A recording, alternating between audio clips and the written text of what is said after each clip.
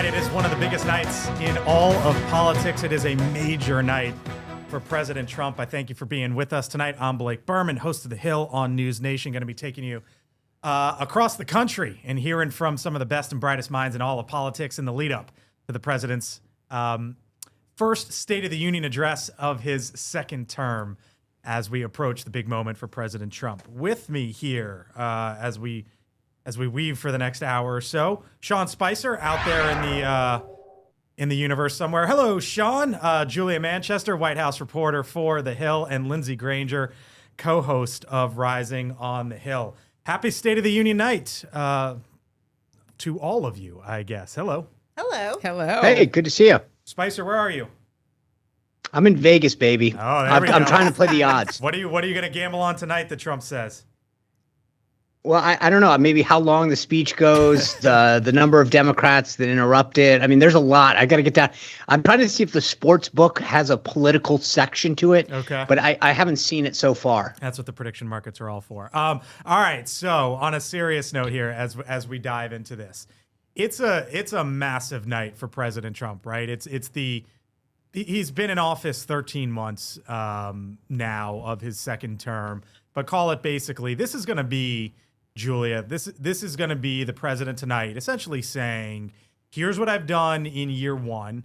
Here's where I'm going over the next 3 years. And this is why you should elect Republicans and not flip it back to the other side of the aisle. Right? That's absolutely right. I think tonight is really the informal kickoff to campaign season, and campaign season has already started. But this is President Trump giving a blueprint to Republicans on how they should run on the administration's record, on their record, but in particular on the economy. I mean, they are going up against pretty strong headwinds given how Americans feel about the economy.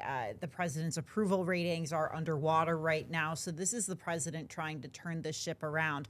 On the other side of it, you also have Governor Abigail Spanberger of Virginia. She's one of the Democratic candidates who I would say reclaimed the issue of affordability in 2025. She will be giving Democratic candidates down the ballot a blueprint on how to address the issue of the economy. I would say she certainly mastered that in her campaign messaging last cycle. So we'll see what she has to say. But really, the stakes could not be higher for President Trump, because we know that if Republicans lose control of the House, they have a very narrow majority. That's going to make his last 2 years that much more of a headache. I just had Congressman Ami Bera on the show. And I asked him, Lindsey, because the line from Hakeem Jeffries is basically for Democrats to have some sort of a silent protest, right? And there's actually there's going to be a lot of Democrats who aren't even going tonight to this. And I asked the congressman, a Democrat from California, who was one of those planning not to attend, how many he thinks it could be. And he told me 70. If that's the number, and I see you there, Sean, reacting to it, but if that's the number, Lindsey, that's basically a third of the Democratic Party there in the House.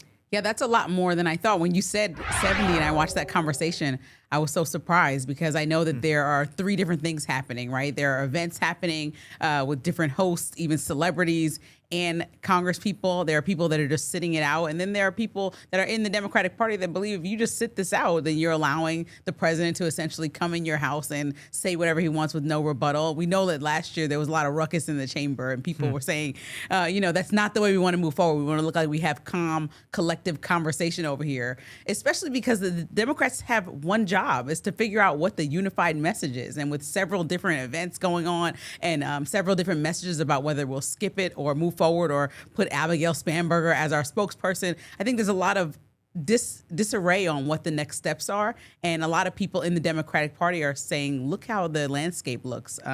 Republicans are fatigued. Americans are fatigued. When you talk about the tariffs and what the Supreme Court said, I think people are looking at what happened and saying, well, how does the president respond to that? These tariffs made us pay more money in the long term and had no positive effects from what we can understand. So there's a lot to talk about. Immigration is on the table. And then the affordability thing has to be top of mind. There's so much to talk about. I think when I thought about what the State of the Union would be about, it's changed every single day in the last week. because so much news has happened. Sean, take me through right now as the president gets ready. This is a big moment for him, obviously, for any president. This is probably the biggest stage that they have, short of an Oval Office address for some, major consequential news event of some kind. This is basically the biggest stage they have throughout the year. What's Donald Trump likely doing right now? How does he go about putting these speeches together? From your experiences of being part of the team there? Yeah, a few things. And let me just answer your question first, and then a couple other points that I want to make sure I make. This is the one speech where everybody gets a bite at the apple, meaning the speechwriting team puts out sort of a call to every department and agency, hey, give us your best and brightest, and then they sort of narrow it down. The president, we would sit in the residence, go over it. He would make edits in real time. And so I expect from sometimes back in the day, you used to get a prepared speech on your seat. I'm going to guess that you don't see copies come out, maybe some excerpts, but definitely not copies of the speech until at least a quarter of the way through. He'll be making edits all the way up until game time. And so that's just him. The team will be updating that as we go. And then generally, he's a pretty calm guy. I mean, I've been with him since back in the forums and the debates of 2016. He is not a guy that does a ton of prep. Once the speech is ready to go, he'll relax, maybe watch some TV, make some phone calls. He's a game day player. Let me kind of riff off of what Julia said, though, just to be clear. Whether you love Donald Trump or hate him, I think everybody would acknowledge the guy is probably the greatest showman that's ever been president, right? So he understands to Julia's point, how big this stage is. But I think even more so, like you will see, I believe, some aspects of that showmanship tonight. I wouldn't be there's going to be something that's very different. I have predicted that the U.S. men's and women hockey team not only sit in the balcony, that maybe would walk onto the floor, but something like that is going to be. I just had Ronna McDaniel on the show, and Ronna was saying, Sean, that she thinks that that's one of the first things that the president should mention is the USA men's hockey team. No, but I guess what I'm trying to say is. Right. But what I'm saying is he's going to make this a show, right? Yeah. So instead of having them up in the balcony, and maybe he will, but I wouldn't be surprised if it's not that, it's something else where he says, come on down to the floor of the well of the house. Gotcha. But he will do something that will sort of be out of the norm of what a normal president does. This guy gets the showmanship quality of this speech. To Julia's point, the size of the audience, the platform, this is like nothing else. You have a captive audience. That's number one. Number two, you saw me. I don't generally drink caffeine this late in the day. The president last year went 99 minutes. I think he's going to clearly break that tonight. This is why I'm sipping on iced coffee, because I think this is going to be a late night. And so I expect this to come close to 2 hours, if not exceed it. And then lastly, I mean, this goes to the other point, which is, or I'll just, to my third point, there will be a lot of personalization of these policies. What does it mean to you? Here's somebody who exemplifies the policy that I'm trying to implement, or that I did implement in the first year. And then lastly is this. Especially if he goes 2 hours long, I don't know how many people are going to watch the Democrats' response. And I think that's part of the strategy, which is go 2 hours, go to 11 o'clock Eastern. Most people are going to be tired. And the Democrats have now bifurcated the response 18 ways to Sunday, so that like left-handed people that are progressives have a response. I mean, like everybody in the Democratic Party is giving a response. There's a rally on the mall. Like they have actually given him their audience. And the last point I'll make to you this, Blake, the State of the Union is like the Grammys or the Emmys. These Democrats are actually making, in my opinion, a huge mistake. When they don't sit there, that seat is being filled, right? So there'll be someone who is a staffer or a page or an intern that is bringing down there. So in fact, they're replacing somebody who would be sitting on their hands or booing with somebody that is likely going to applaud. They've actually created the opposite response tonight. Is it a mistake? Well, I think the Democrats were smart in choosing Senator Alex Padilla to give the response. I know you said there are thousands of responses, so like the rallies and events happening, perhaps I think that maybe those could be a little bit distracting for the Democratic Party. If the idea is to have a moderate message moving forward, and Abigail Spanberger is seen as that moderate voice, then yes, there is a lot of cohesion that's missing in having all these things happening. But I think with specifically Abigail Spanberger and Alex Padilla, I think that those are smart choices. Alex Padilla, of course, can talk to immigration since he has direct conflict that had happened with Department of Homeland Security in California, and talked about that experience of him being dealt with in that way. And then the larger experience that, of course, people feel that migrants are being dealt with in ways that the larger American public doesn't Lindsey, really can I ask you a question? Yeah. Lindsey, let me just ask you this, and I'm on both sides, whether it's Republican or Democrat. Can you remember a single response that anybody has given, aside from the ones where they kind of had a flub? I was going to say Marco Rubio, but he drank gallons of water. I think that it's very timely when you look at responses. I think it's not for you to particularly remember how poignant the moment was in the next person becoming president. What about the thought, though, that, look, Donald Trump is a Republican in the White House. Republicans run the House. Republicans have the Senate. We've been talking about Republicans nonstop, over and over and over for what is November, 15, 16 months now, November 20. Now, finally, look, what did we just do for the last 5 minutes? We talked about Democrats. Yeah.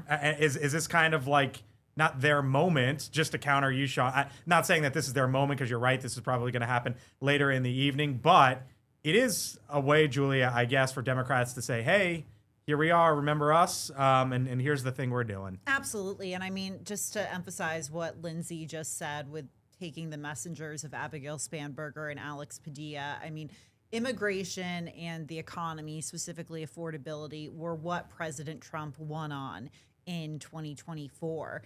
Now he's on the defense on both of those issues, probably most starkly on the economy, just because that's, I think, arguably the top issue for voters. So getting these two individuals in particular, I think, speaks volumes and gives Democrats that playbook they need, to run on, whether it's talking about immigration or talking about, the economy. I think for Spanberger, though, this is a former congresswoman, now governor, who's never lost an election, who ran multiple times and flipped a swing district from Republican to Democrat. So she understands how to message to a lot of these swing voters. So I think Democrats facing tough races will be looking to her going forward. By the way, can we pull up Stat Hall real quick? Basil, if we can just pull it up real quick, just so I can explain to people what's going on. There we go. So that's what's known as Statuary Hall, which is basically right off the floor, right off the the main well of the House there. So lawmakers will walk in, and this is kind of like the big scene outside of the main arena, for lack of a better term. So that's why you see all the cameras there, and lawmakers will come in, do their interviews, go in, tell you why Trump is great or terrible, whatever their perspective is, and come out of the speech and say why the speech was great or terrible, whatever their perspective is. So that's some of the scene there inside the Capitol right now. Spicer, the midterms are 8 months away, 9 months away, whatever November is, 10 months away. If you are a House Republican tonight, or even a Senate Republican in a competitive state, what do you want Donald Trump to say? And what do you don't want Donald Trump to not to say? Well, I think, look, the more that he can talk about issues that he campaigned, like the border security, what he has done to fulfill the promises that he made to the American people, what they're doing to make life more affordable, whether it's, look, here's the thing. This is a speech. There's going to be a lot of talking points tonight that are thrown out. I always tell people there's a big difference between a talking point and a policy.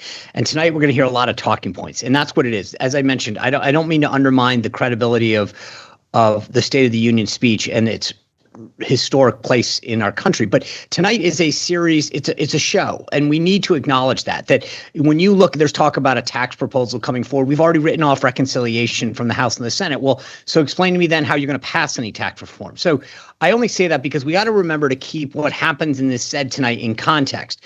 You're going to want a good speech, one that rallies the American people and reminds and gives a personal flavor to a lot of the policies. Like when he brought those angel moms and fathers in yesterday to talk about the impact of illegal immigration, that's a good image. I'm sure that'll come up tonight.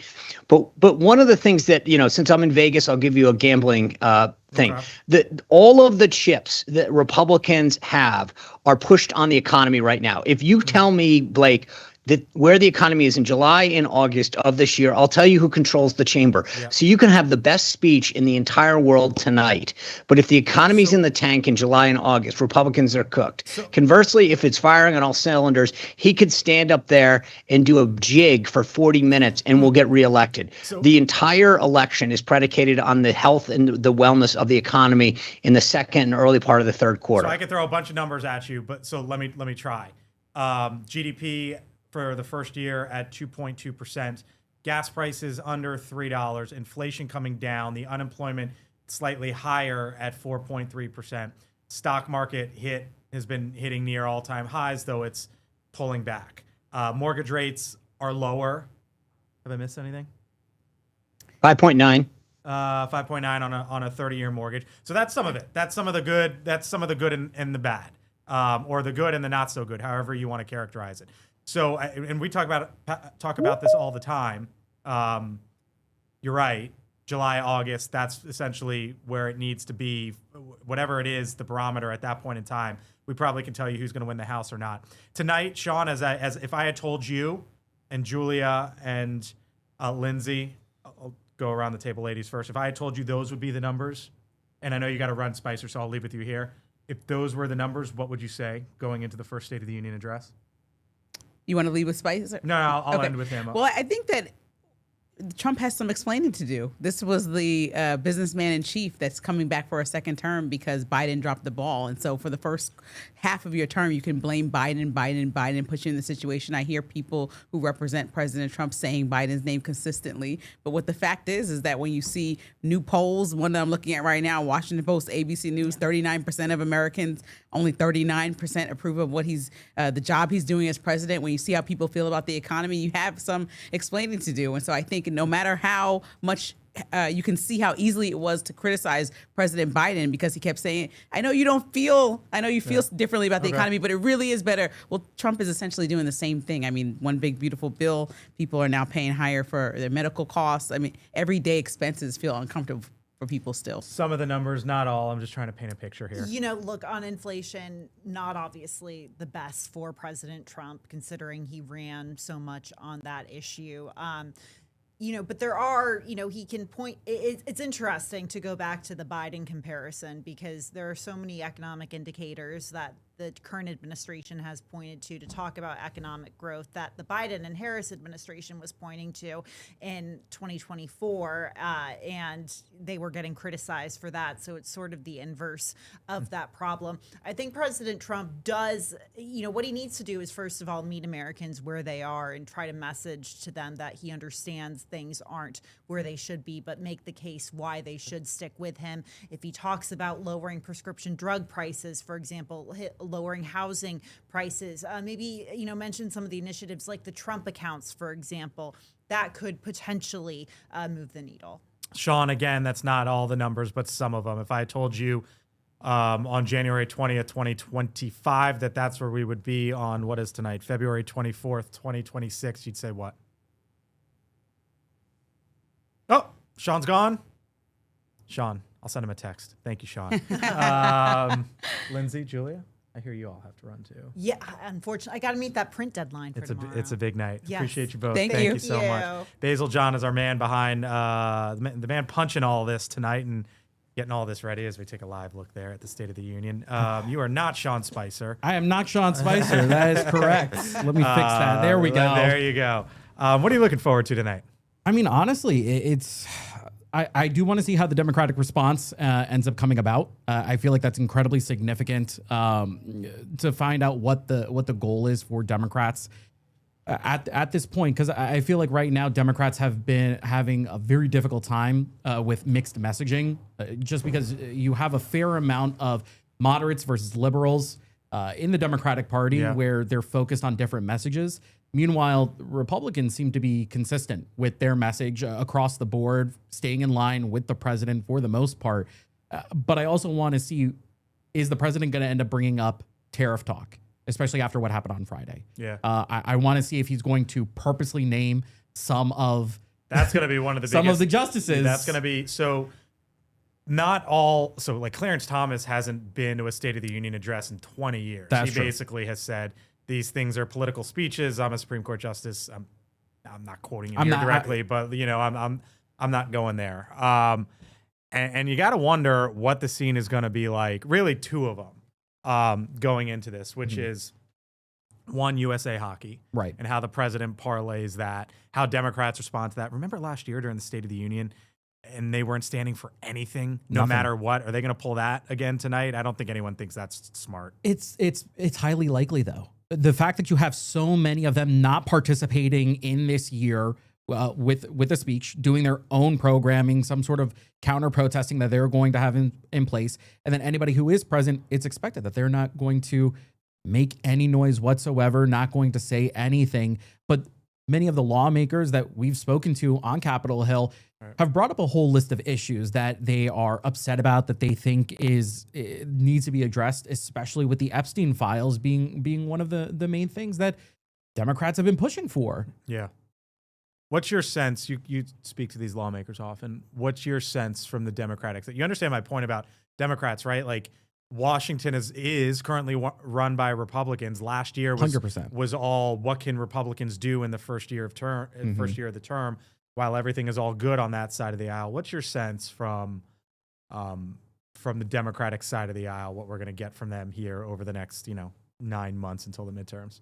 It very much so seems, at least from the lawmakers that I've spoken to, it seems that right now they want to send a consistent message across the board to Americans. Now, will they be able to execute with that, with Abigail Spanberger giving the Democratic response? It's hard to say, just because it seems that they haven't been able to agree across the board. And it's because Democrats within the state of New York, specifically in New York City, are going to possibly expect a different kind of response from the Democratic Party than, say, from maybe Chicago or when you're looking at LA.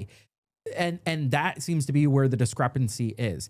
How that ends up affecting going into the midterms, because that seems to be a pivotal point where Democrats are hoping that a speech like this will determine a lot of voters who will have to go out and vote and determine what happens during the midterms. But it ends up changing the flow of this. Can I say that for sure? Right. I cannot. I wish I could. If I had a magic 8-ball, I would not be working here. I'd be winning the lottery by now. Yeah, you'd be on your yacht in the Mediterranean. Can we punch up Stat Hall real quick, if you don't mind? Yes, I got you. I'm listening to everything that you're saying, but I'm also looking at Stat Hall, and I just want the folks to know who are watching us that this is the time when you start to see the members of Congress roll in, the dignitaries roll in, and you're going to start to see that coming here over the next probably 20 minutes or so. Yeah. We got Scott Tranter. Yes, we do have Scott. He is Let's see if I can get him in. He should be over here. Let's the see. man behind the numbers. What's Not up, Julia. brother? There we go. Oh, we can't hear you. Hold Hold on on, one second, Scott. Tranter. Hold on, Scott. I got you. 1 second. I'm going to bring you in. We're going to unmute you. And then let's see. All right. Scott, I think you're still muted. Scott, you got us, brother? There we go. There we There go. we There go. you go, man. He is the man behind the numbers, data science director over at Decision Desk HQ. All right, so Tranter, you're well, I don't want to speak for you, so let me throw this out there and you can tell me if I'm right or wrong. You're not focused tonight on Trump or what he says or what he doesn't say.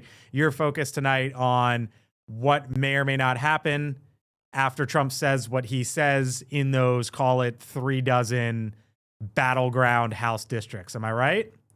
Exactly. How about that? Look, it's like I know Scott. It's like, and look, if you're one of the degenerates on the internet tonight, you might be, is this a 2-hour speech? What's he going to say? What's he not going to say? The markets I'm watching are, look, the Democrats are favored to win the House. The polling numbers are different. I'll pull some up here while we're talking, but Let's do it. This is a moment where he's gotta make some changes here. So let me pull this up for you guys. Don't you love YouTube and all this? Okay. This is his approval rating. And this graph is all squished up for one reason, because I wanted to make a point about where we were a year ago. Right. This is where we were a year ago with him, right around January 2025. I showed this. You can see that green. This same one, by the way, on the show tonight, because this, I think you're spot on. This shows it. Yeah.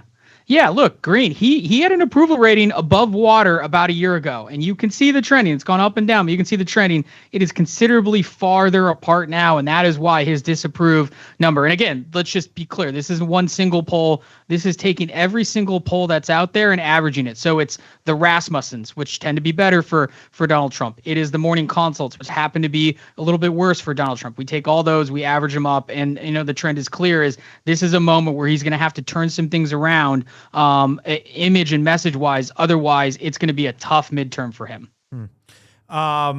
So I'm watching all these members of Congress. All right, tell me what that is.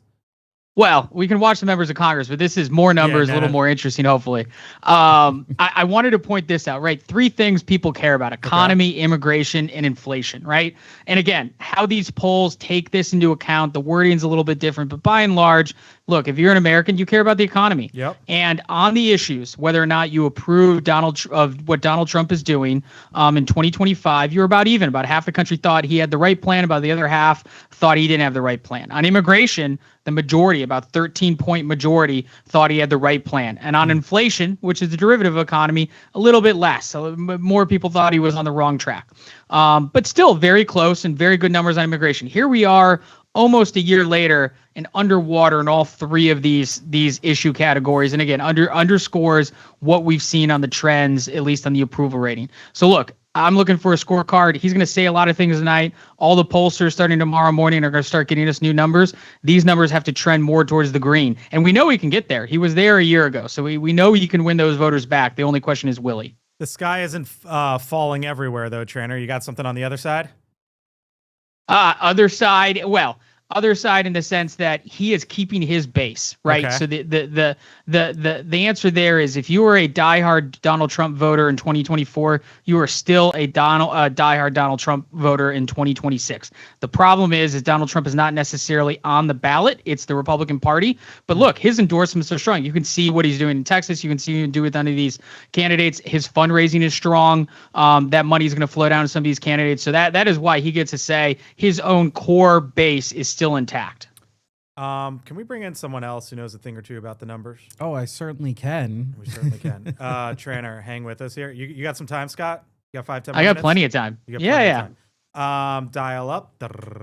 There he is. Chris Stirewalt, host of the Hill Sunday, senior fellow at the American Enterprise Institute. How about this fancy podcast? Pretty slick. Yeah, I know. Yeah. Hey, here, let me give you a bird's eye view of it. Of what's going on. All the work that we've been putting into this. What do you make of what Tranter said there about the numbers and where? By the way, hello. Nice to see sir. you. Good to see you. I didn't know what kind of car you drove until today, and I feel even more impressed by you. I've got to Wait, say. what car does he drive? I'm not going to call him out on it by its 3 initials in public. You deserve it. KIA? There's not that there's anything wrong with that. Not that there's anything wrong with that. Look, the president and his party have 2 different desires, right? The Donald Trump who Republicans need is Scott said something really interesting, which is we know that he can do it. Right. And he did do it in 2024, right? Which is he made himself basically acceptable to independent and persuadable voters, right? He basically said, yeah. Think about that trip to McDonald's, right? Think about warmth. Think about the period after the assassination attempt. Donald Trump found a way to connect with those voters and make himself acceptable to them. The Republican Party needs that Donald Trump to come back because if we keep getting this version of Donald Trump, the Republicans, if you cast the numbers that Scott showed forward to October, right, the Republicans lose 35 seats and the Senate is very much in play, right? It's a bloodbath. And tonight, the Republicans in that chamber will be a microcosm of the party and its needs. There will be a lot of them that will love it if he goes after the Supreme Court, if he is just, brutal up there. They will love it. But then think of the 30 folks sitting in the next 30 seats who say, "Oh, I wish you'd make it okay. I wish you'd make it okay," and get those voters back. Scott, on to Chris's point, how many for those Republicans who need Trump to do all the things that Chris just outlined, how many do you think there are tonight? Ooh, so I would put it at about 15 House districts, and it might go up to 20, 25 House districts. And we're looking at some. You don't think that's well? low? Gerrymandering is done quite a bit. What they've done, what the Republicans managed to do in Texas, and what the Democrats have managed to do in California and a few of these other states. I mean, there's a lot more states that are out of reach. In terms of, look, if you're take Ken Calvert, for instance, Ken Calvert and Young Kim, two Republican congresspeople out of California, they're going to fight over one district. So they need something. They're going to need some help from Donald Trump this fall, but not both of them, just one of them. So that's why the map is getting smaller of seats that are gettable for either party. Well, this is definitely true, but my point is, if Donald Trump was at under 30 with independents, if Donald Trump had a sub 30 number with independents in the first week of November, there would be a bunch of stuff, and I don't think that will be true, or it would be remarkable if it were true. But we know the history that when you get into numbers that low for an incumbent, then weird stuff, you lose weird places, right? When think about the Senate map, think about it this way. Right now, we could have a theoretical conversation about Nebraska. We could say, like, Nebraska, I don't know, whatever. He's running as a Democratic-backed independent, and da-da-da-da-da. You got a president with a 29% approval rating among independents, then you got to look at that. Does Florida become a place? Does Ohio become a place? All of these other places. And that's if you break the seal on those kinds of low numbers, the traditional way of thinking about things and playing in the margins as we typically do goes away. So that's what I think, if you're a Republican watching tonight, it would be great if you could reverse course, but don't dig it any deeper. You're looking live. This is a live look at the South Portico. There we go. There you go. As if I knew it was happening, I didn't. President Trump and the First Lady walking out. Is he going to stop to the media? No, of course not, because he needs to be on time. He gets into the Beast, the presidential limo with the First Lady, and he will make the very short drive, 16 blocks, give or take, over to the other end of Pennsylvania Avenue, as it is 8:32 here in Washington tonight. The president expected to speak in just about 30 minutes from now. I was also just handed excerpts, Scott, Chris, and Basil, from what the president will say tonight. And this is, again, what is just part of this speech that is given to us before the president is set to go on stage and deliver it. And he will say, as we look at President Trump in the Beast there with the First Lady, it's a very short drive. You're probably going to get a wave or a fist bump, maybe. Thumbs up. There you go. Got a wave. Got a wave. Couple of them. It'll probably be a 5-minute drive down Pennsylvania Avenue, if that. But Scott and Chris, the president will say, and I quote, "As president, I will make peace wherever I can, but I will never hesitate to confront threats to America wherever we must." One of the big outstanding stories right now. Let me start with you, Chris, and then we'll get to the numbers on it. And Basil, your thoughts as well. Yeah. One of the big stories, of course, is what the president will or won't do with Iran. And that is sort of what he's hinting at there, Chris. So the pretty clear purpose of the briefing that Secretary Marco Rubio and CIA Director John Ratcliffe gave today was to heighten expectations of a U.S. strike on Tehran, or on the regime in Iran. We heard what Mark Warner and other Democrats said coming out of it. So definitely the effort here was to create an expectation that the United States, to go even beyond the massive deployment of U.S. forces in the region. So today's briefing was very obviously intended to say, it's coming, and get ready. You think we're at when, not if? Well, but see, that's the thing. So is the purpose of that to fully increase the expectation among the Iranians that it's coming, to see if you can tip them over to a deal at the end, or something else entirely? I mean, it would be a little too West Wing, but, you know, announcing at a State of the Union that you're undertaking military operations would be definitely a dramatic. It would be. I don't know that he's going there today. No, I doubt it. But But my point is to give that briefing and talk about it that way ahead of the State of the Union, to put that story out there, and that in the excerpts released to talk about that. I don't know whether this is a prelude to war, a prelude to try to get a deal, or something else. But definitely they're increasing the expectation. If there's any president who would announce a bombing on a State of the Union, it would be this one. Yes, it's for sure. You know, it's fantastic TV from his perspective. Tranter, when you look at sort of where the Republican Party is, obviously there's the question. It's an easy question that Chris and I can ask any Republican, fill in the blank. How is this America first? Right? Where is the party as you see it on this issue? Well, on foreign policy specifically, again, highly polarized, depending on which poll you look at.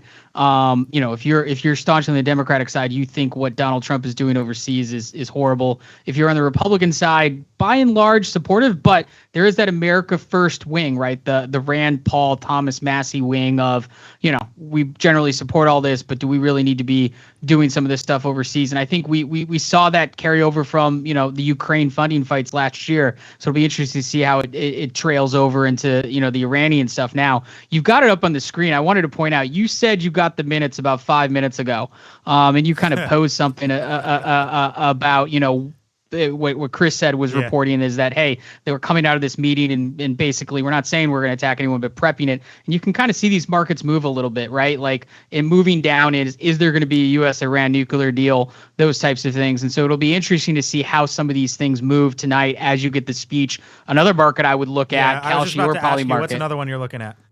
I'm looking at which party will win the House, right? So this one has been sitting at about 80% Democratic, has gone quite a bit up over the last year. I don't expect it to move 5 or 6 points tonight, but you could hear him say, lean into things about immigration or lean into things about the economy. If he completely dismisses affordability and economics, which we all know is a number one issue, and as we pointed out before, it's an issue he's lost quite a bit of ground on over the last year, that'll certainly affect some of the odds here. And then get one more piece of number in just to back up what Chris said. Chris said something interesting about stuff, Stirewalt. Look at this. Yeah. Chris's number about, you know, if he dips below 30% among independents, and that's what you're looking at here. This is Donald Trump's approval rating. This is aggregated over the last year. Inside the independent crosstab, he is sitting at 62% disapprove and 33% approve. Okay. He is 3 points away from crossing that proverbial Rubicon that Chris was talking about. And again, if we were talking about this, say a year ago, a little less than a year, he was sitting at 42% approved, so way above the 33. So it's been trending down. So that's the number to look at. And so what I'm getting at is over the next couple months, including with this speech, we could see that dip higher or we could see it dip lower and really sway the control of the House. Basil, let's just show JD Vance real quick, if you don't mind. So the vice president walking into the chamber right now. He is greeting. It looks like there's John Barrasso there. I can't see who's behind him, but this is what you're going to see over the next 20 minutes until there we go. Thank you very much. Until this speech goes. I'm going to have to bounce, but I would just say that only together, America, can we defeat the institution of the State of the Union. Only together. We have to unite against this hideous institution. My plea to you, my fellow Americans. Chris, you're saying you're not entertained by this? It's entertaining, and I'm going to watch, and I would watch either way. But it's just the worst. You sound like you're hate watching it. I am, and it's ended up being somewhere between like daytime Ricky Lake television and the Prime Minister's questions in the UK. It's bad for the presidency, it's bad for the Congress, and it should be stopped, and we can only do that work together. Thanks, brother. Appreciate you. I'll catch you in a bit. Tranter, I'll say goodbye to you here as well. Thank you for the insight and perspective, Scott, Chris. Appreciate you both. Connell McShane, hello, as Basil John is with me. We got Connell? I'm about to bring him in. I hear the voice. There's only one thing that can stop Connell McShane from coming down to D.C., and you got 1 billion inches of snow, right?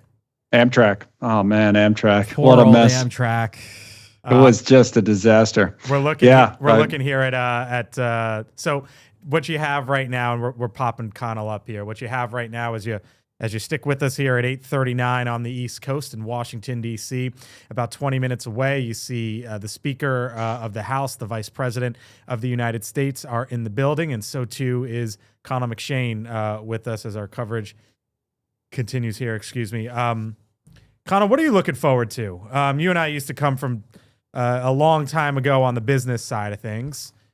Let me center myself up here. That's a loaded question. Looking forward to. What are you watching? What are you watching tonight? I heard the end of Stirewalt's remarks. I mean, I'll watch it like everybody else does tonight. I can't help but think that the chances of us having, and this is probably what has kind of evolved over State of the Union speeches over the years, is that the chances of us still talking about something that either happens or being said tonight, tomorrow, more or less 2, 3, 4 days from now, in the world that we live in, seem to be, to me, relatively remote. And then that's kind of the funny thing about it. It used to be like, oh yeah, let's set out our agenda for however long, and then we'll go on the road and sell that agenda of everything that was announced in this bullet point State of the Union speech, and it just doesn't feel that way anymore. This is why Connell is so smart and one of the best and one of the smartest, because I was gonna bring this. No, you are. I was gonna take the compliment and run. This is different this year. And Basil, I'll get to you on this as well. It's different this year. Normally, you do the State of the Union address and you say, and that's why going forward, I'm going to do A, B, and C, and then you hit the road and you go sell A, B, and C. The president's not. Basil, he's going to be in Washington, expected to be in Washington Wednesday, Thursday. Yeah, that's true. And not going out on the road until Friday to Texas. I mean, I feel like right now it's the president is focused on obviously everything that's going on. He's focused on whether it's domestic or it's international. He has a full list going on, but at the same time, there does come a cost of not going out immediately. You want to try and take advantage of that, especially if you're the president, to try and get as much attention as possible. Well, what it ends up coming out to is hard to say, just because right now it seems that it's polarized right now. We saw how some of the polling was showcased earlier. How this ends up turning out, it's hard to say, really. Connell, what do you make of him not going on the road? I mean, just the thing about Trump is like how much, we hear, because we follow it every single day, but even people who are really, and I assume people watching The Hill, like right before the State of the Union would be in that category, like really into politics. Like we hear all of this every day. And how much different will tonight be than any other night? Or how much different will tonight be than yesterday or the day before? I don't know. So the idea that the president doesn't go on the road, I mean, he probably gives more access to himself and his thoughts and whatever's going through his mind than any president has ever done in any time in our history. So that's one of the reasons I think that, especially for this president, that this State of the Union is not under as much of a microscope as someone else, because there'll be something he says tomorrow that then becomes the story of the day. Now, I heard the guys talking earlier. Now, obviously, what they were speculating about would change the game if he somehow came out and said we're, going to war with Iran. But absent something like that, I can't see like the tonight being any sort of a game changer as much as more so than like tomorrow will be. I was told earlier today, Connell, that one of the things that we're gonna and I reported this first on your show. Yes, you did. One of the things that we're going to hear from the president tonight is basically this call for another round of tax cuts on both the corporate and the personal side. I know this is just your way of bragging you got to go to lunch with the president, but carry on. You said it, not me. I was touting your show, not mine. But the reality, the political reality of that happening seems to be lower than the reality of it'll make for a great push before the November midterms. Right. It's something to talk about, right? And something to focus on. Now, I will say this about the economy, because if you think about where the president is, and I did talk about this on TV today, so that reminds me now that you bring it up, in a cycle, there's no, because we look at all these issues like, oh, where does he pull on, and I heard you talking about numbers earlier, like unemployment and inflation and mortgage rates and so on and so forth. Inflation is really a unique economic issue. I've always thought this for any political figure, because it just takes so long to work through the system and to work into people's psyche that you're dealing with it long after you've solved for it, if that makes sense. So if you look back through like history, we had terrible inflationary problems, and governments have been brought down even in recent history by inflation. You can look at what's happening, like for example in Venezuela, but if you look at the United States, like in the 70s when inflation was through the roof, inflation starts to improve and come down, and then a few years later, the people who are affected by it start to feel better. Why? Because like, if you just think about it logically, like even in this recent period that we went through, like we had 9% inflation when it topped off. So over a cumulative period of time, prices went up in some cases by 15, 20, 25%. And people were feeling that. So why would they feel better when they're still going up, but they're only going up by 3% or 2%. So in other words, that cumulative nature of it has such an impact that, you can only blame a political figure for it so much. And that's one of the challenges for this president right now. Yeah, it's like we were hit over the head with a 5-year inflation hammer, right? And exactly. Yeah. Let me read through real quick, just on this theme, some of the excerpts that we've been given. This is text prepared that we are told that the president will say, and just sticking on this. And who's going to be in the front row yelling for him here in the way? Remember old Elliot Engel used to do that years ago. Carry on. He'll say, moving forward, factories, jobs, investment, and trillions of dollars will continue pouring into the U.S. because we finally have a president who puts America first. For decades before I came along, we had the exact opposite. He goes on to say, separately, I'm ending the wildly inflated cost of prescription drugs. Other presidents tried to do it. They never could. They were all talk, no action. I got it done. And then he says, last month, I signed an executive order to ban large Wall Street investment firms from buying up in the thousands single-family homes. And now I'm asking Congress to make that ban permanent because homes are for people and not corporations, Connell. Yeah, private equity firms and big Wall Street firms are good targets. That's a good populist message from a populist president. So I think that probably sells well. I think the president would be smart to focus on this Trump RX stuff and drug prices in general, because to go back to the earlier point about inflation, sometimes we overly focus on like macro numbers to be like, oh, the rate of inflation is such, like 2.4% for consumer inflation, rather than to say, the price of your health care has gone up by X, and that's a lot more. Or even more so, the price of what you're paying every month to live in your home, whether that's paying a mortgage or paying rent, that's gone up by X%. So those big household item expenses that people are really bothered by, I think the president would do well to focus on it. And I think he's probably got a lot of he's got more popularity for talking about higher drug prices and how he's going to fix it than he does for, arguably most other issues that you'll hear him talk about tonight. There's Amy Klobuchar, could very well be the next governor of Minnesota. Yep. Connell McShane, I'll say goodbye here. I hope you watch Connell 3 to 6 Eastern on News Nation, especially if you watch him to the end. It's 6 o'clock. There's a really good show out there too that you should stay for. Later, brother. I appreciate you. All right, man. All right. Thanks, Connell. Always. He's the best. Connell McShane. Vinay Simlat up on Capitol Hill. Come on in because you are in the middle of the action. Vinay, tell me what you see there. What's going on? Yeah, we're in Stat Hall, just off the House chamber, and we've seen all of the senators walk in. Vice President J.D. Vance also in the chamber. We are awaiting President Donald Trump, have not seen him come through here yet. And lots of lawmakers came out here to Stat Hall, some of them talking to media, some of them just going to a reception on the other side of this hall, including House Speaker Mike Johnson. One of the really interesting guests, I guess, we have seen here at Stat Hall is Ken Paxton, the Attorney General of Texas.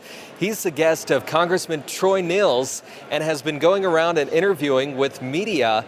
Troy Nehls says that he thinks senators should get used to seeing Ken Paxton's face here because he thinks it's an easy win. Now, Senator John Cornyn came by and said if Ken Paxton believes that, then he's delusional. So a little bit of primary politics happening less than a week until Election Day in Texas. A reminder that there are cameras everywhere up there on Capitol Hill. Basil, that's a race with, and I just mentioned President Trump going to Texas on Friday. He's going to be asked a ton of questions. Are you going to endorse or not? I mean, actually, it's funny you bring this up. Vinay and I had spoke about this extensively yesterday about how significant this race is, and especially for the Republican side of this primary, how significant it would be for the president to throw his hat in for someone, but he still has not. And there's been much discourse online as to what the main reasons are. Covering Capitol Hill, you can honestly say it's because of the fact that Senator John Cornyn has not always sided with the president, and that now is affecting him in his race to potentially might possibly lose his seat to someone like Ken Paxton, despite some controversy that has come along with him over the past year or so. And then you already have the firestorm that's happening over with the Democratic race as well. And Vinay, I want to toss it to you because you've been looking into that Democratic race significantly. Yeah, Jasmine Crockett versus James Tallarico, and they have not made as much of a story here as much as the Republican primary with Paxton and Cornyn both here in the building today. Our friends at KXAN out in Austin, Texas are reporting that Wesley Hunt is in Texas. He's the third in this primary race. He's not actually here at the U.S. Capitol for the State of the Union. I think he will be attending a watch party of the State of the Union. Vinay Simlat in the middle of the action there with some reporting on the ground as well. Vinay, enjoy the night. Thank you so much. You can see we're getting a little bit closer here. Just saw the Speaker of the House, Mike Johnson, at the microphone, the Vice President of the United States, J.D. Vance, starting the festivities off. We have with us the newly minted editor-in-chief of The Hill.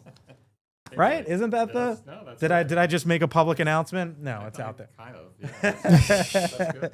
Editor-in-chief of The Hill, Ian Swanson, who is with us here. What are you looking forward to tonight? I'm looking forward to seeing if he's going to break the record for the longest speech.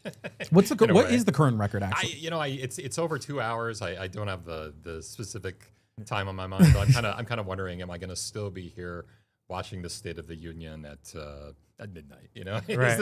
Are we going Please not into midnight. I don't think we're getting to midnight. I don't think so. But Blake and I both have kids that we probably have to get home to. Then the other thing is there going to be, what are the moments going to be? Right. Is there? It seems like there's far fewer Democrats in attendance than there have been in previous State of the Unions. I kind of want to see the picture once everybody sits down. Do you think it's smart of them to skip this? I was told earlier, give or take 70, which would be like a third of House Democrats. I think for the individual Democrat, it probably depends on the race, frankly.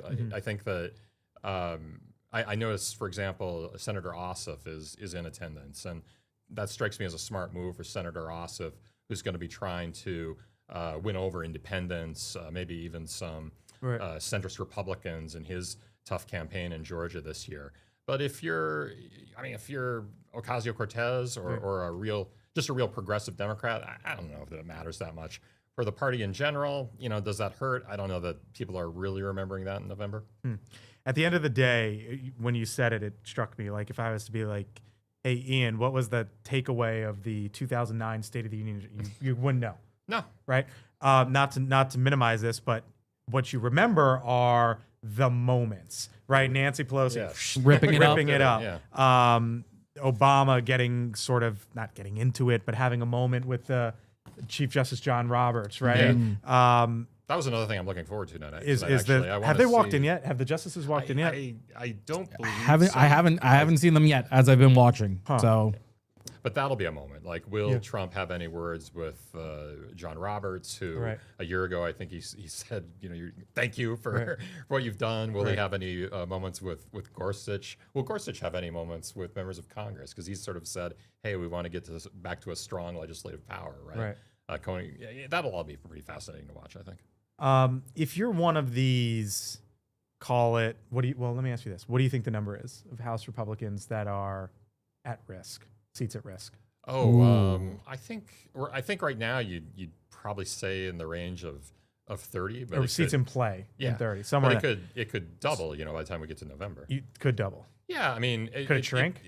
Or you think the tide's going the other direction? I don't think there's too much of a chance it's gonna shrink. I mean, I think typically in a midterm elections, you'd expect that number to get a little bit bigger. What do you think those guys were? I was going to ask you what those Republicans want to hear, but it looks like we might be getting closer. Hold on one second.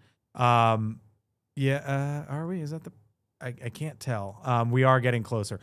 Since we are getting closer, give you a final thought here. Ian, the one thing that you think that Donald Trump needs to say tonight, and the one thing if you're one of these House Republicans, here we go. Hold the thought.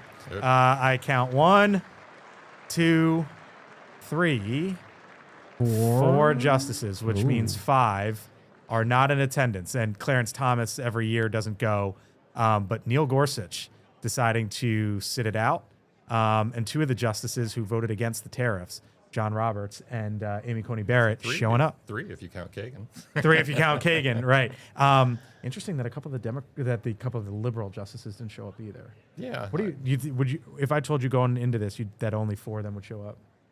I think I would have taken the over slightly. You would have taken the over. I would have thought it would have been more than 4. So as we're clearly getting closer to this speech here, the one thing that you think Trump needs to do to help Republicans tonight, and the one thing that he should not do tonight? I mean, I think he needs to build momentum ahead of the midterms. I think he needs to take control of his own narrative. It sounds like from the excerpts we've seen of the speech that he's going to make the argument that he's transformed the country in a positive way. I think that's the story he wants to tell. We'll see how disciplined he is in sticking to his speech and doing that and building some momentum. And we also now have Zach joining us right now. I was just about to bring him in. Zach Schoenfeld, courts and legal reporter for The Hill, joining us. Nope, that's Connell McShane. Not it. Hold on, I will get him up momentarily. Zach, if you're there, Zach is there. What'd you make of the moment? I am here. I can hear you guys if you can hear me. Real briefly, because I think we're getting close. Zach, what'd you make of the justices showing up and who did and did not come? Hey, Blake, this is about on par. The 4 who you're seeing in the chamber tonight are your State of the Union regulars, the non-regulars, and the justices who we see sometimes show up, sometimes sit it out. They're not in attendance. The big question mark heading into tonight was Neil Gorsuch. We have seen him show up some years. We have seen him sit it out. Obviously, you see it there tonight. He is not there. But all of the 4 you see there, including Justices Barrett and Kavanaugh, they have regularly attended each year. What do you think it's going to be like when the president walks down the aisle?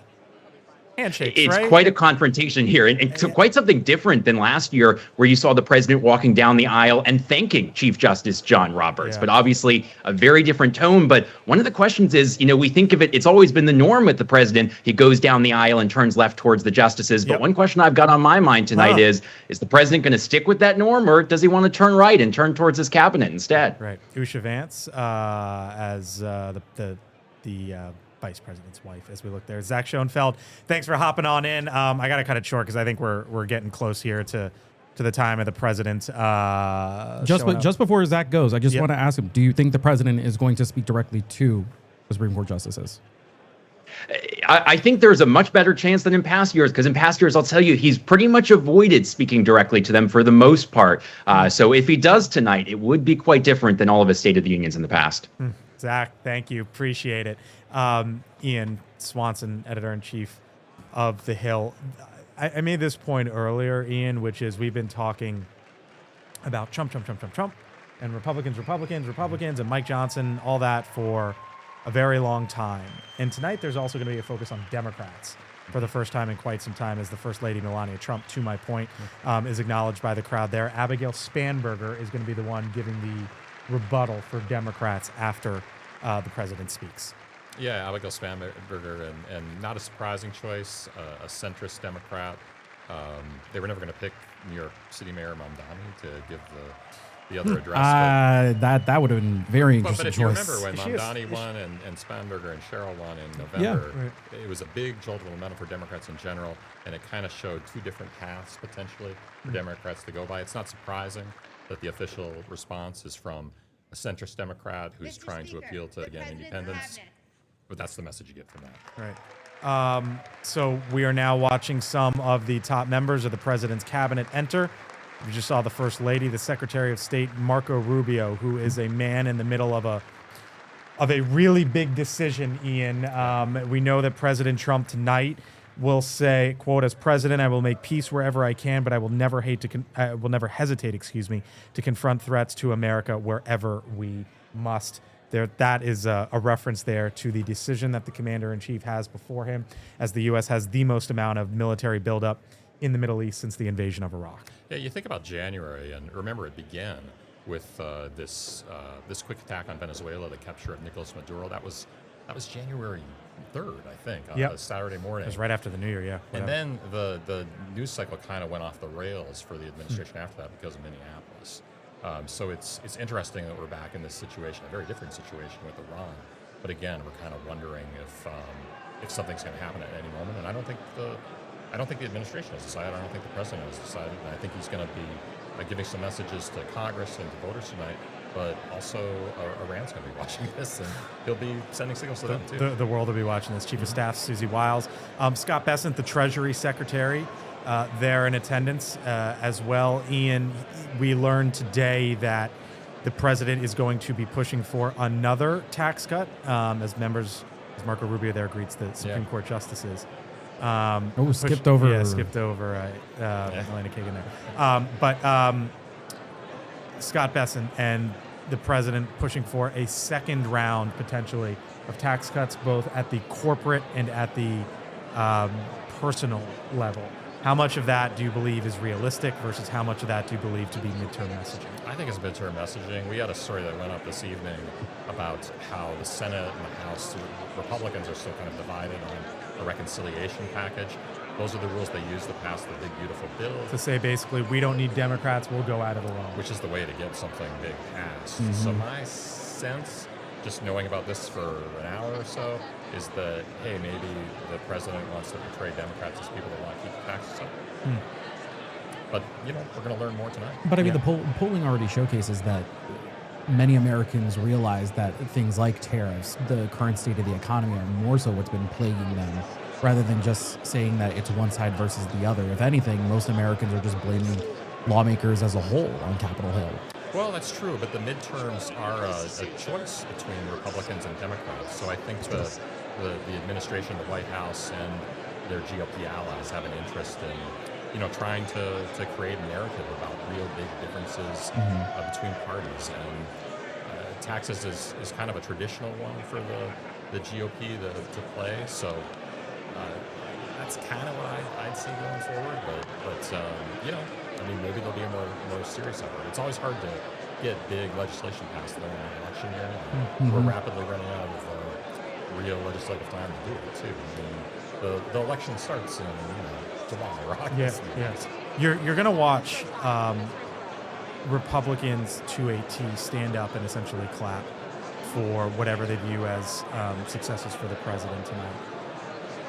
I go down that path, Ian, because at some point there are going to be Republicans who say, as they get closer to November, right? At what point do those decisions start to be made for those, what you call 30 at least, who are trying to figure out sort of their political future? Well, they're already being made to a certain extent, although I think we're seeing it less with people who are in electoral problems and more from people who are retiring or just moving away from the administration. We've seen Republicans vote against their party, vote against the administration on everything from war powers to Jeffrey Epstein to the tariffs. The Democrats were planning on doing a lot more tariff votes to put Republicans in tough positions, and I think that was an issue where a lot of those Republicans in swing districts might have had a second thought at some point this year. Now that the Supreme Court has tossed a lot of that, I know President Trump is moving forward with the 10 or 15% tariffs. Right. That I don't know. That puts that a little bit on pause to me. But I think there'll certainly be opportunities, and Democrats are going to be trying to create as many of those opportunities as possible. You guys are talking about Wesley Hunt not being here today, and Wesley Hunt is not here a lot, right? Because he's trying to run for the Senate in Texas. Yeah. And boy, is that a problem for Mike Johnson sometimes, who only has that one vote majority right now. And that majority is going to be even tougher to maintain as we get closer to November. It is 9:04 on the East Coast. Are they running in here late? I'm being told that the president might be just outside of the door, so it looks like they're... We're moments away. As you see, Sean Duffy, the transportation secretary, saw Lee Zeldin there. Sean Duffy, kind of a key figure now with the DHS shutdown. Well, that's where I was going with him. Him and Kristi Noem side by side. The president will say tonight, quote, "As we speak, Democrats in this chamber have cut off all funding for the Department of Homeland Security.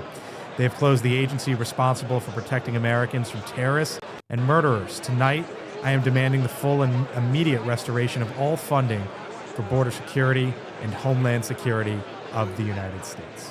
I mean, that's a good argument for the president to make. Whether I don't think it's an argument that's particularly going to move Democrats. We had a good story the other day, though, about how the administration was looking to create more pain related to the DHS shutdown to try to put more pressure on Democrats. That's turning the dials up and down, and it's the administration who's able to do that in the shutdown, Democrat or Republican. It doesn't, yeah. Whether it worked or not, I mean, I'm not sure. It was the global entry program, and the TSA pre-check program. And, there's a danger with that too of voters thinking, "Oh, wait, you're the ones that are actually hurting me by doing this. It's actually not their fault." I don't know. These things are always kind of hard to figure out who's going to ultimately win.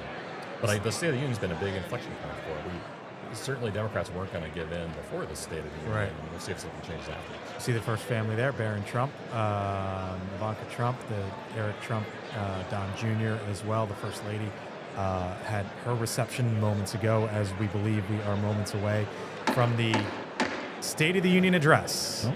Donald Trump, the second State of the Union address, Mr. or the first Speaker, of his second term. President of the United States.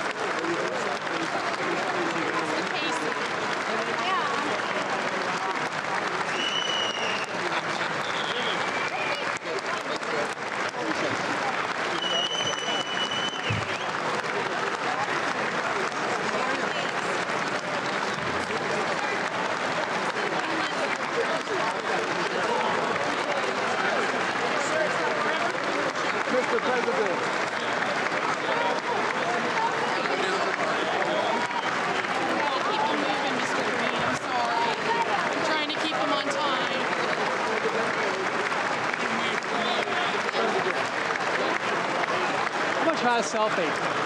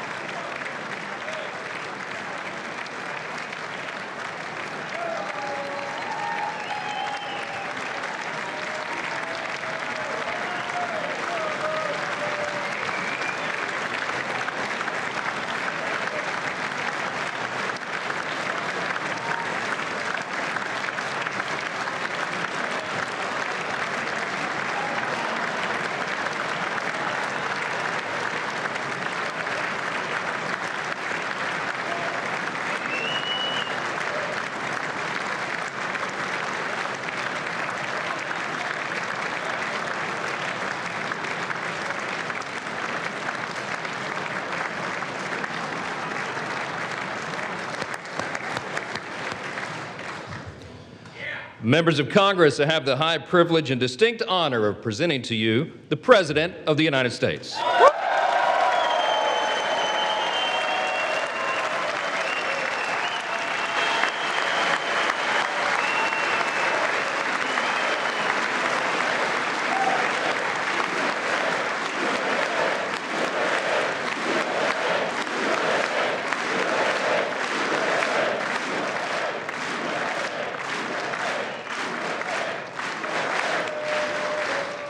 Well, thank you very much, everybody. It's really an honor.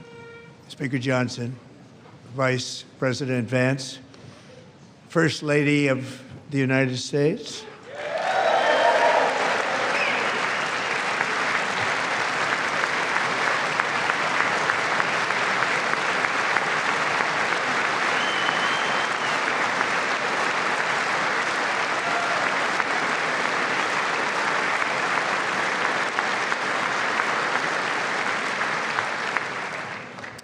Second Lady of the United States.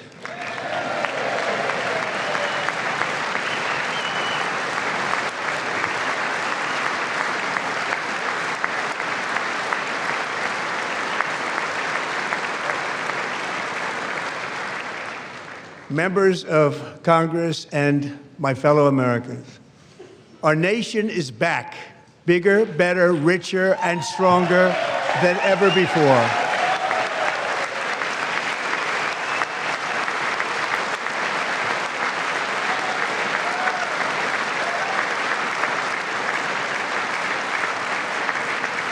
Less than 5 months from now, our country will celebrate an epic milestone in American history, the 250th anniversary of our glorious American independence.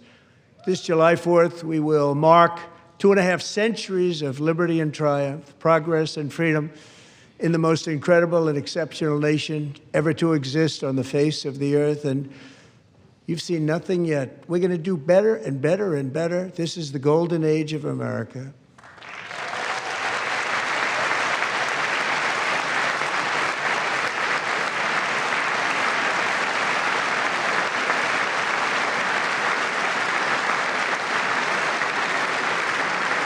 When I last spoke in this chamber 12 months ago, I had just inherited a nation in crisis with a stagnant economy, inflation at record levels, a wide open border, horrendous recruitment for military and police, rampant crime at home, and wars and chaos all over the world. But tonight, after just 1 year, I can say with dignity and pride that we have achieved a transformation like no one has ever seen before, and a turnaround for the ages. It is indeed a turnaround for the ages.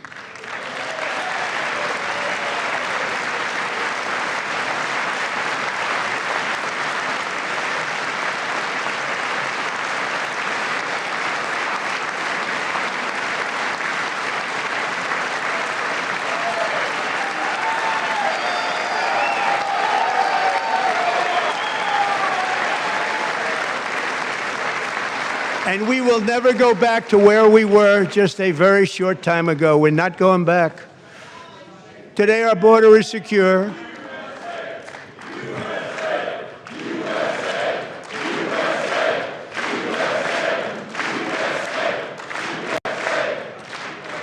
Thank you. Today, our border is secure. Our spirit is restored. Inflation is plummeting. Incomes are rising fast. The roaring economy is roaring like never before, and our enemies are scared. Our military and police are stacked, and America is respected again, perhaps like never before.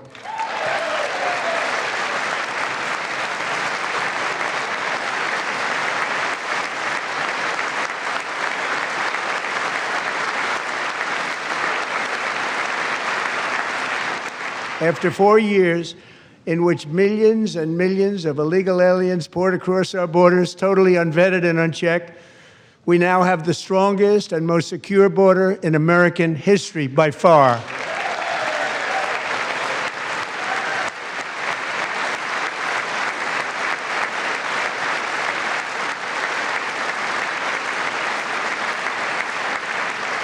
In the past 9 months, 0 illegal aliens have been admitted to the United States.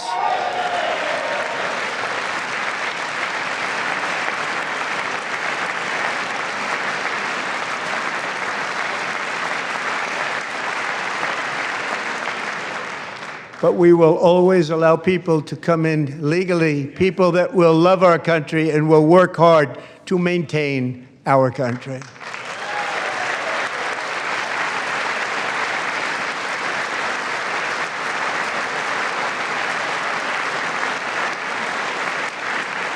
The flow of deadly fentanyl across our border is down by a record 56% in 1 year.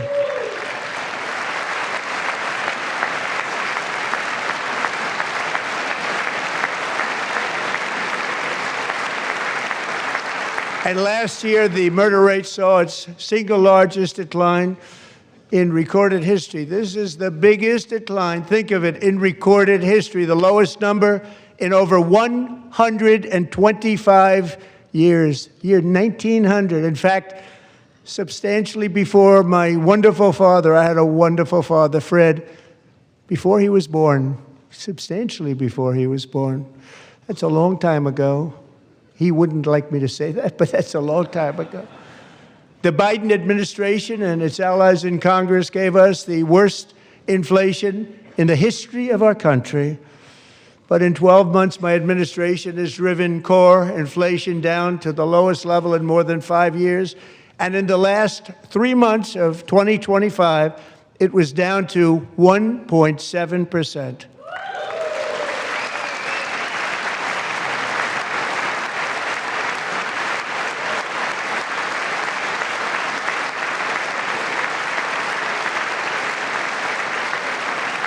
Gasoline, which reached a peak of over $6 a gallon in some states under my predecessor, it was quite honestly a disaster, is now below $2.30 a gallon in most states, and in some places, $1.99 a gallon. And when I visited the great state of Iowa just a few weeks ago, I even saw $1.85 a gallon for gasoline.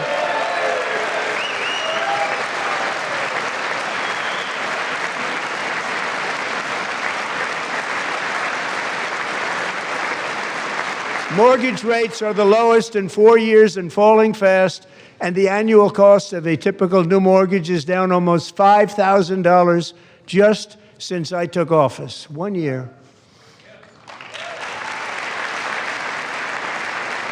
And low interest rates will solve the Biden-created housing problem while at the same time protecting the values of those people who already own a house that really feel rich for the first time in their lives. We want to protect those values. We want to keep those values up. We're going to do both. And we are going to keep it that way. The stock market has set 53 all-time record highs since the election. Think of that, 1 year. Boosting pensions, 401ks, and retirement accounts for the millions and millions of Americans. They're all gaining. Everybody's up, way up. In 4 long years, the last administration got less than $1 trillion in new investment in the United States. And when I say less, substantially less.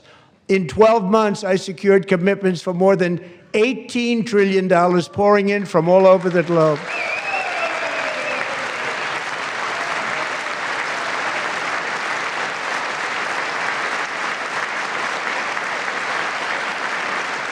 Think of it, much less than $1 trillion for 4 years versus much more than $18 trillion for 1 year. What a difference a president makes. A short time ago, we were a dead country. Now we are the hottest country anywhere in the world, the hottest.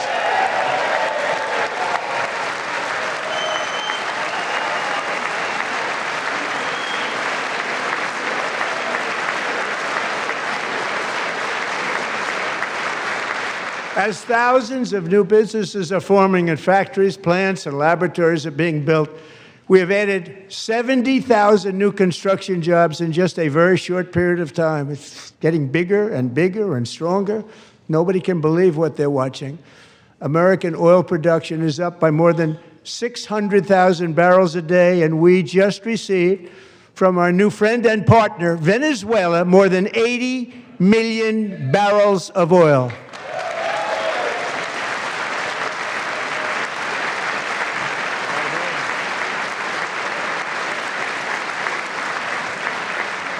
American natural gas production is at an all-time high because I kept my promise to drill, baby, drill.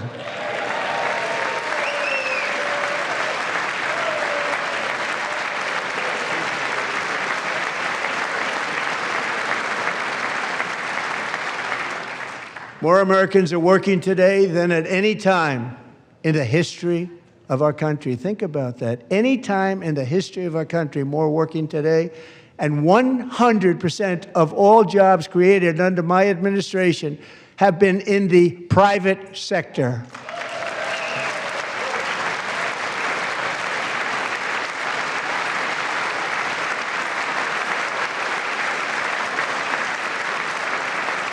We ended DEI in America.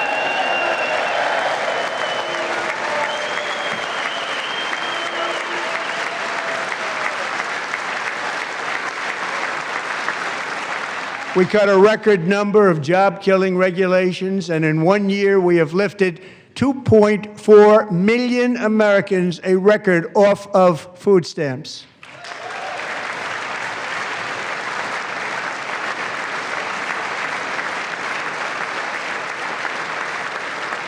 And for all of these reasons, I say tonight, members of Congress, the state of our union is strong.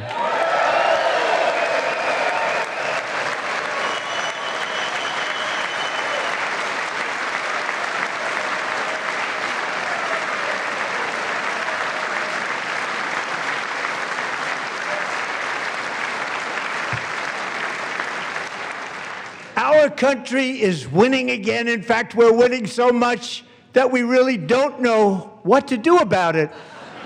People are asking me, please, please, please, Mr. President, we're winning too much. We can't take it anymore. We're not used to winning in our country. Until you came along, we're just always losing, but now we're winning too much. And I say, no, no, no, you're going to win again. You're going to win big. You're going to win bigger than ever. And to prove that point, here with us tonight is a group of winners who just made the entire nation proud. The men's gold medal Olympic hockey team. Come on in.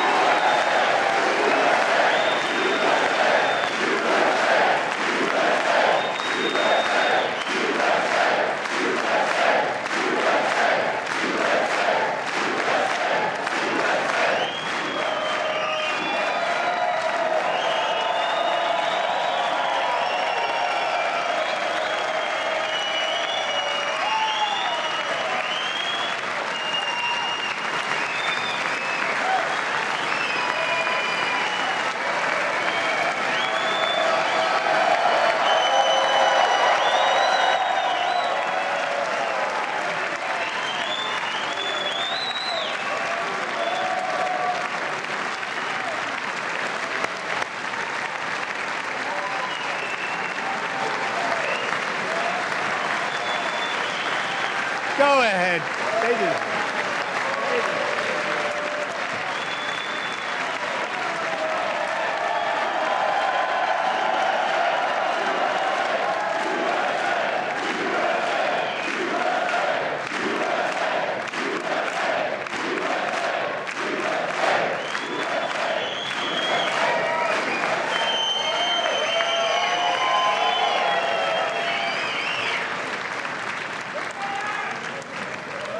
That's the first time I've ever seen them get up. And actually, not all of them did get up. But they beat a fantastic Canadian team in overtime, as everybody saw, as did the American women who will soon be coming to the White House.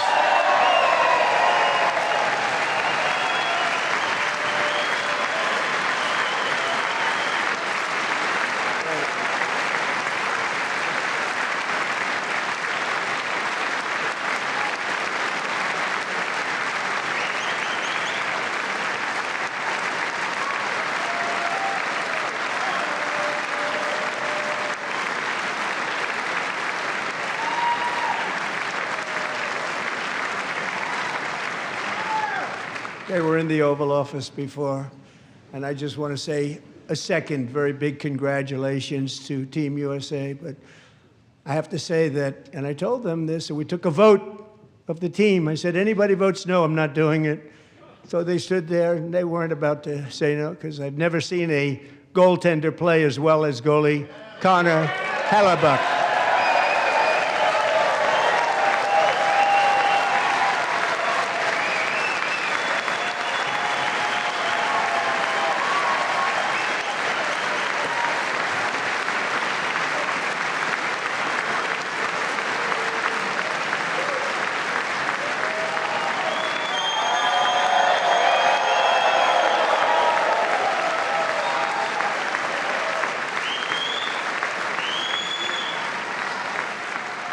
Think of it, 46 shots on goal, and I asked him, the one shot, the one where you put your stick in the back and it hit the neck of your stick and bounced off, do you practice that, or was that a little lucky?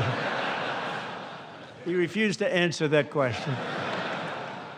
But I just want to tell you that the members of this great hockey squad will be very happy to hear, based on their vote and my vote, and in this case my vote was more important, that I will soon be presenting Connor with our highest civilian honor, which we will be given, and which has been given to many athletes over the years. But when I say many, not too many, like 12, it's called the highest civilian honor in our country, the Presidential Medal of Freedom.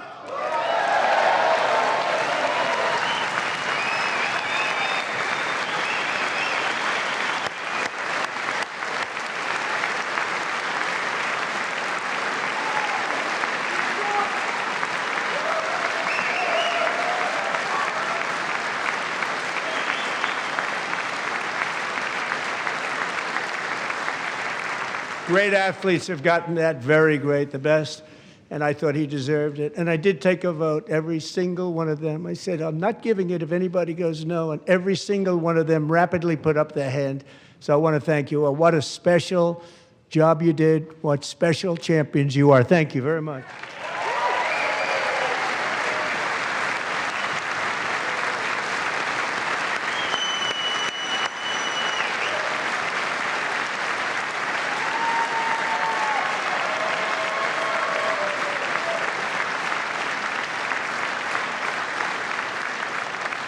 I'm also pleased to say that the next time the Olympic torch is lit, it will be here in America for the 2028 Olympics, and it's the summer version right in Los Angeles. We're going to do a good job in Los Angeles.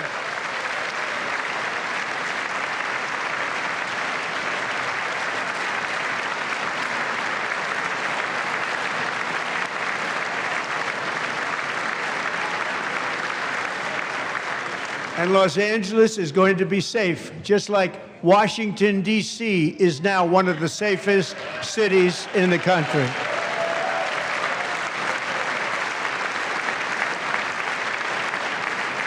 And this year, and I must say I got them both.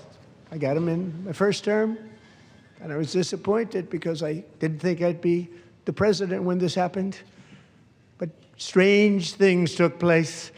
And now I've got them because I got the Olympics and I got the 2026 FIFA World Cup, and I wanted to claim the 250th, but I didn't get away with that one. I couldn't claim that one for myself. But we're getting the World Cup, so we have the World Cup and the Olympics coming, and that is exciting news.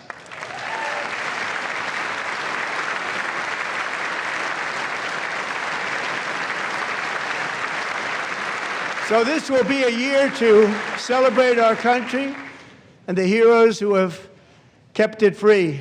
Men like Buddy Taggart. At age 17, Buddy volunteered to defend America in World War II, serving in the Pacific under the great General Douglas MacArthur.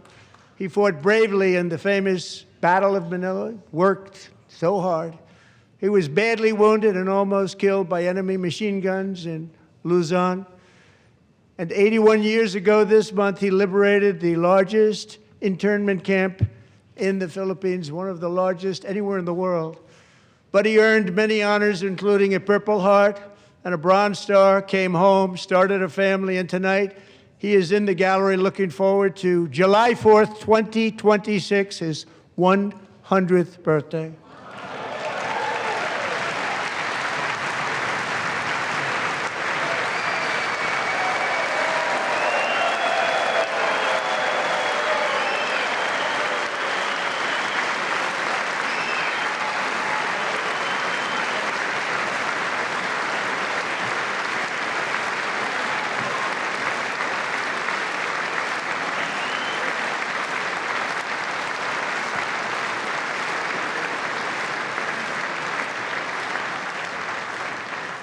So, buddy, you're a brave man, and we salute you. Even in times of challenge, setback, and immense heartache, the spirit of 1776 has always shone through very brightly. It was July 4th of last year when floodwaters tore through a girls' summer camp in Central Texas, one of the worst things I've ever seen. I was there, rising 26 feet in the matter of minutes, tragically claiming many, many lives. You all remember that one? As the waters threatened to sweep her away, 11-year-old Millie Kate McClament closed her eyes and prayed to God. She thought she was going to die. Those prayers were answered when Coast Guard rescue swimmer Scott Ruskin descended from a helicopter above. Nobody knew where he came from. It was Scott's first ever rescue mission, a young guy, but very brave, very, very top, always top in his class. And he lifted not just Millie Kate, but 164 others to safety.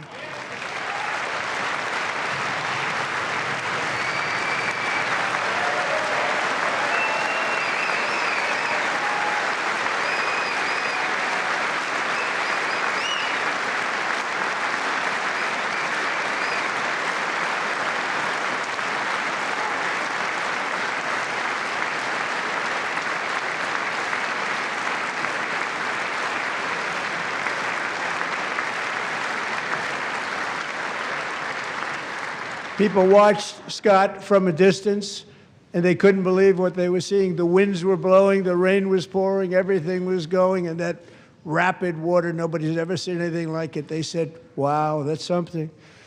Tonight, Scott and Millie Kate are here together, reunited for the very first time. Thank you, Scott, Millie Kate.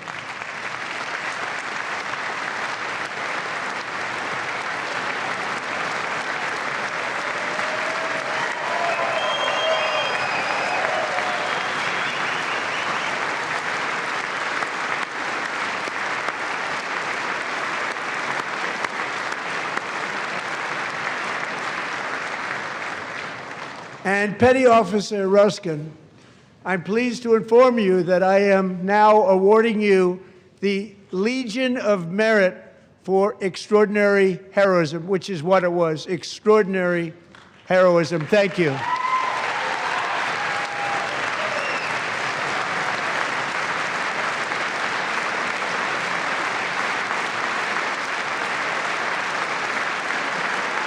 And I'd like to have the military aide to please come down and take care of the service. Military aide, thank you very much.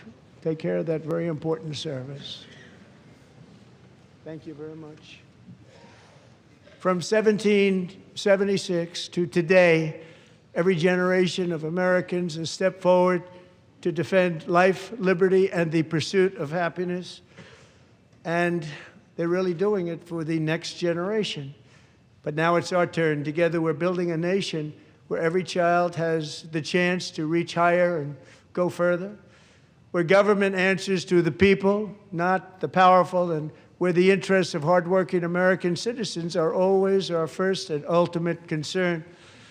That is the debt we owe to the heroes who came before us, and that is the promise we must keep to America for our 250th year.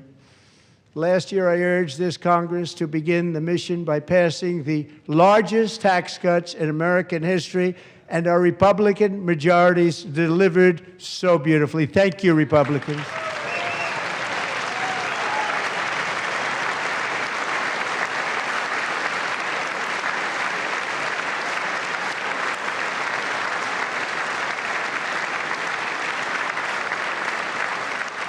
All Democrats, every single one of them, voted against these really important and very necessary massive tax cuts.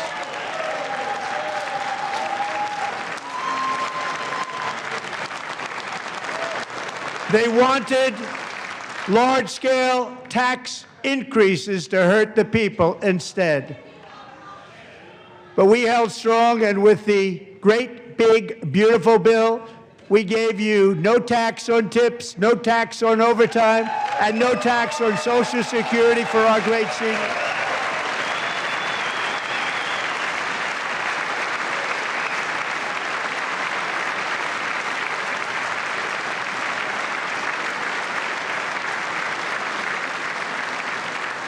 And we also made interest on auto loans tax deductible the first time, but only if the car is made in America.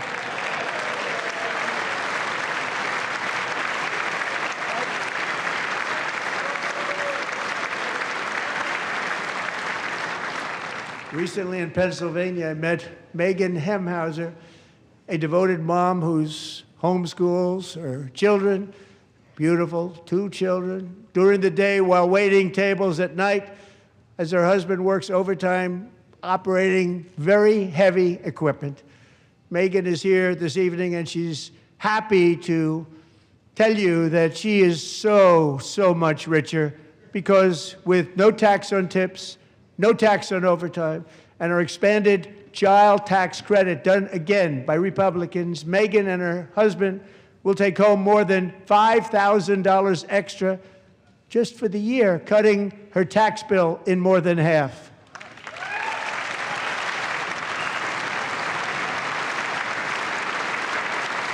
Megan, please stand up. We're fighting for you, Megan.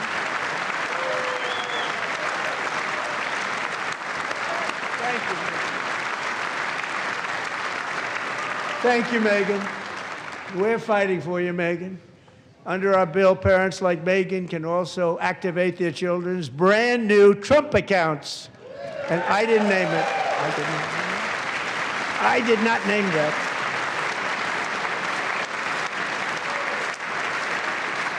Nobody believes me, but I did not name it. It was named by a very tall man sitting right there in the third row. Nice man, a good man. Tax-free investment accounts for every American child. This is something that's so special and has taken off and gone through the roof. Millions will be pre-funded courtesy of the U.S. Treasury and private individuals like Michael and Susan Dell, who have donated $6.25 billion to fund the Trump accounts for 25 million American children. They're great people.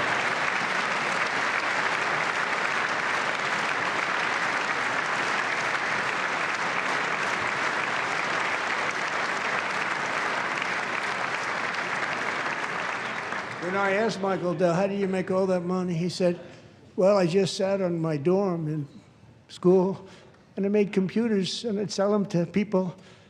And I just kept selling and selling and selling, and pretty amazing story. That's called the American dream. He sold a lot of computers, a lot of those laptops, so I congratulate him on that, but I really thank him and Susan, as well as others like Brad Gerstner, a very tremendous guy. He was behind it right from the beginning. Brad Gerstner. Thank you, Brad.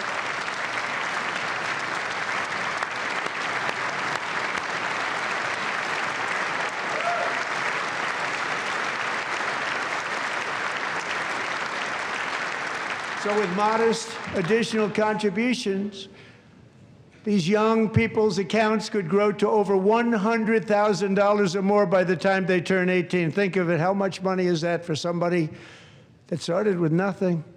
Over 100,000, could be much more than that. To make this investment in our children's future, go to trumpaccounts.gov, trumpaccounts.gov. And a lot of people are doing it. It's setting every record in the book. It's popular.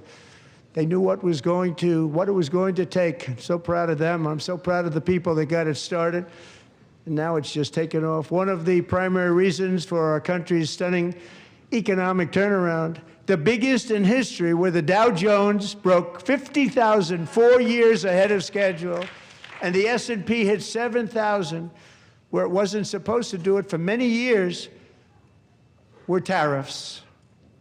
I used these tariffs, took in hundreds of billions of dollars to make great deals for our country, both economically and on a national security basis.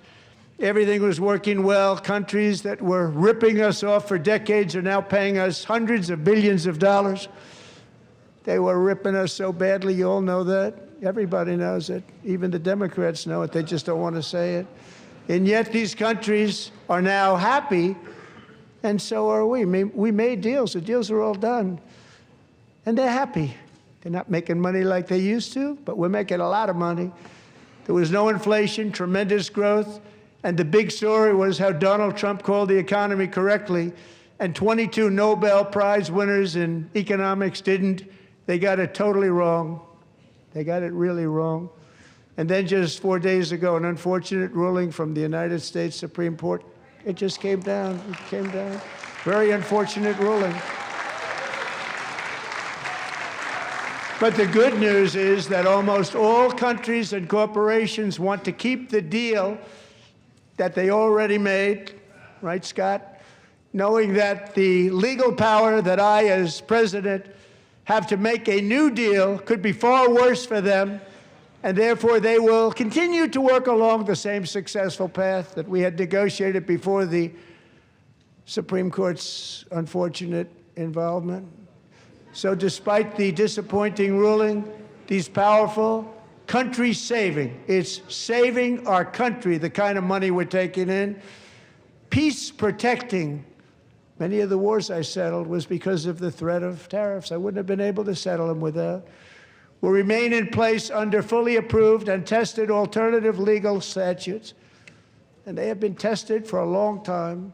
They're a little more complex, but they're actually probably better, leading to a solution that will be even stronger than before. Congressional action will not be necessary. It's already time-tested and approved. And as time goes by, I believe the tariffs paid for by foreign countries will, like in the past, substantially replace the modern-day system of income tax, taking a great financial burden off the people that I love.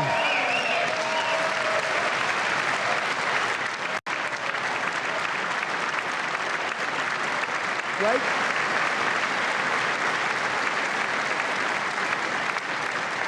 Moving forward, factories, jobs, investment, and trillions of dollars will continue pouring into the United States of America because we finally have a president who puts America first. I put America first. I love America.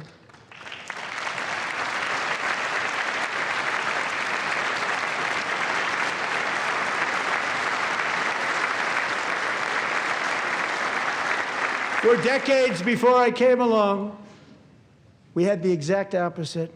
From trade to healthcare, from energy to immigration, everything was stolen and rigged in order to drain the wealth out of the productive, hardworking people who make our country great, who make our country run. Under Biden and his corrupt partners in Congress and beyond, it reached a breaking point with the Green New scam, open borders for everyone. They poured in by the millions and millions from prisons, from mental institutions. They were murderers, 11,888 murders. They came into our country. You allowed that to happen.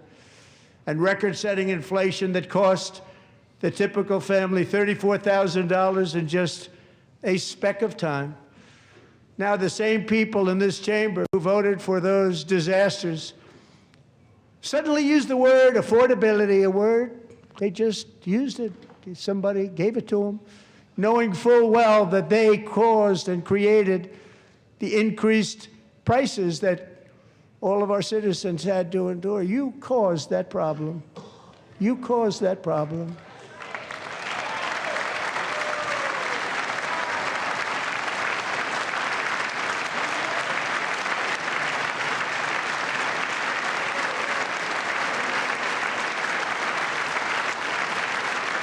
They knew their statements were a lie. They knew it. They knew their statements were a dirty, rotten lie. Their policies created the high prices Our policies are rapidly ending them. We are doing really well. Those prices are plummeting downward.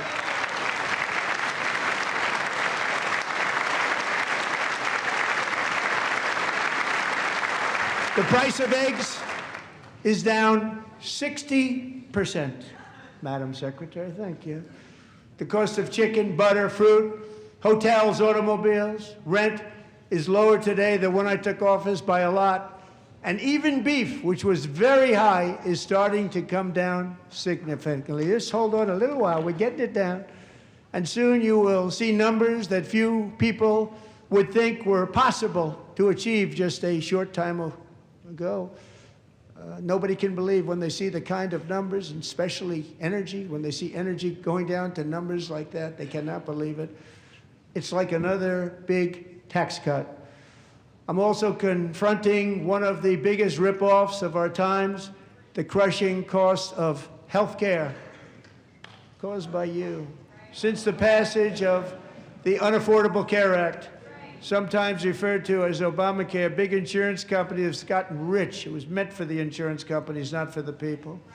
With our government giving them hundreds and hundreds of billions of dollars a year as their stock prices soared 1,000, 1,200, 1,400, and even 1,700%, like nothing else.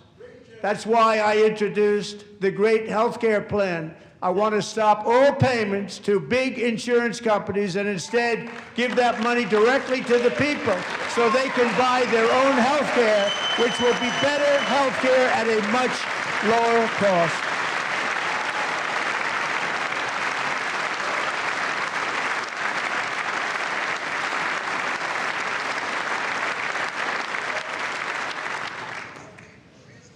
In addition, my plan requires maximum price transparency. That's a big deal. Sounds so simple, so big. And I did that in my first term, and the Democrats immediately terminated it with full knowledge that they were doing a very bad thing for the people. Costs were going to go way up, and that's what happened, and now I'm bringing them way down on health care and everything else. I'm also ending the wildly inflated cost of prescription drugs like has never happened before.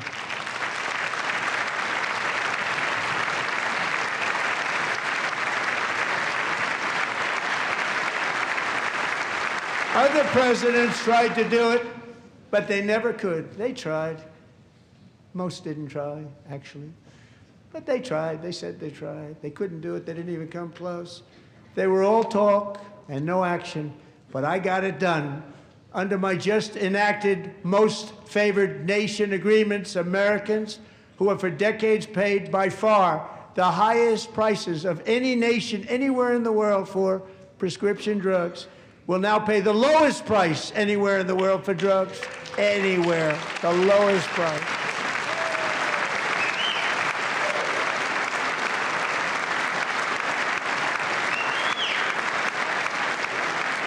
So in my first year of the second term, should be my third term, but strange things happen. I took prescription drugs, a very big part of healthcare, from the highest price in the entire world to the lowest. That's a big achievement. The result is price differences of 300, 400, 500, 600% and more, all available right now at a new website called TrumpRx.gov. And I didn't name that one either, by the way.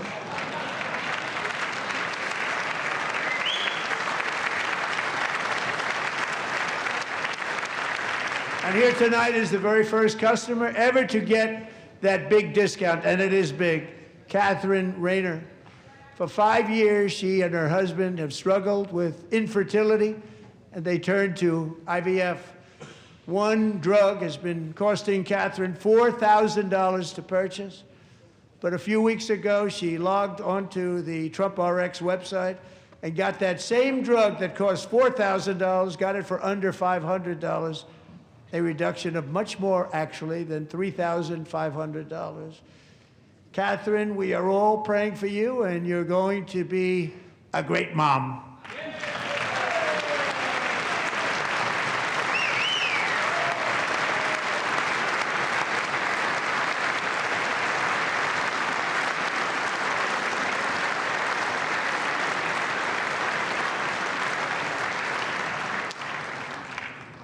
So now I'm calling on Congress to codify my most favored nation program into law. Now, the one thing I'm not sure it matters because it's going to be very hard for somebody that comes along after me to say, let's raise drug prices by 700 or 800%.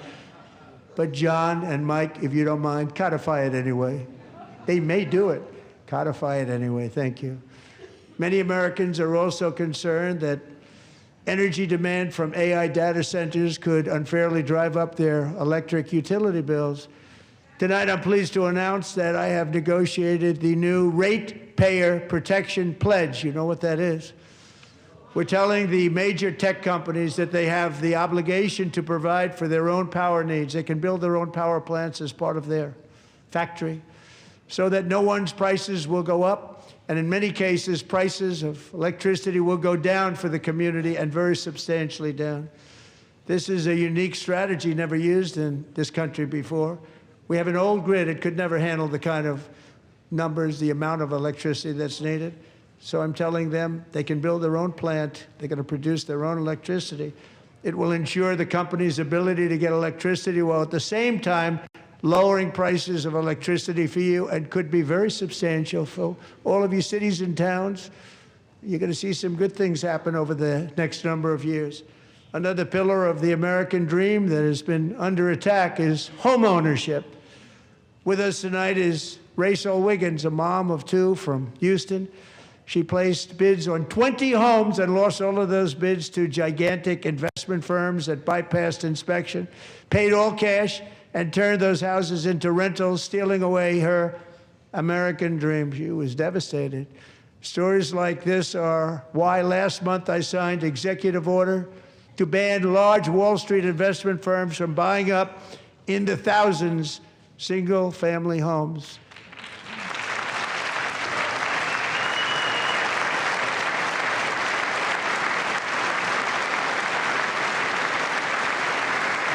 And now I'm asking Congress to make that ban permanent, because homes for people, really, that's what we want. We want homes for people, not for corporations. Corporations are doing just fine. Rachel, thank you very much. Good luck with your home. You'll get one soon.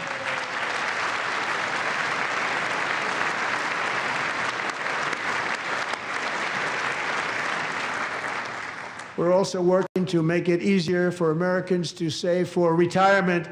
And under this administration, we will always protect Social Security and Medicare. They are not protecting it for our seniors. We will always protect Social Security, Medicare, Medicaid.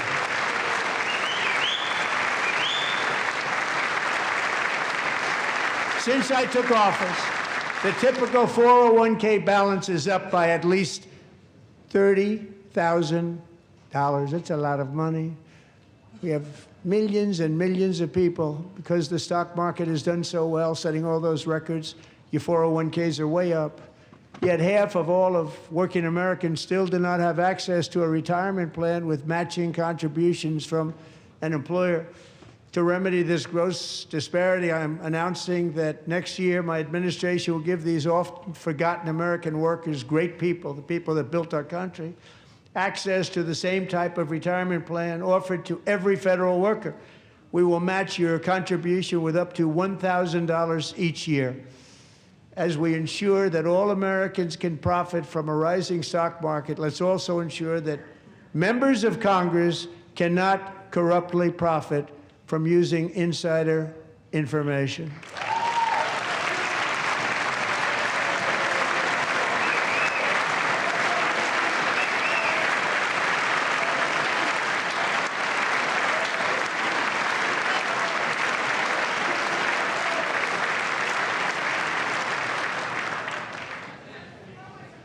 They stood up for that. I can't believe it.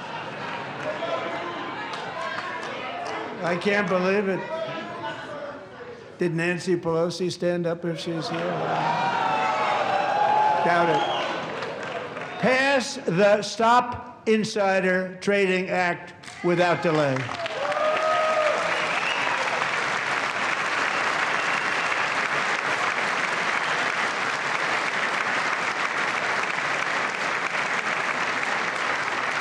I wasn't sure if anybody even on this side was going to applaud for that. I'm very impressed. Thank you. I'm very impressed.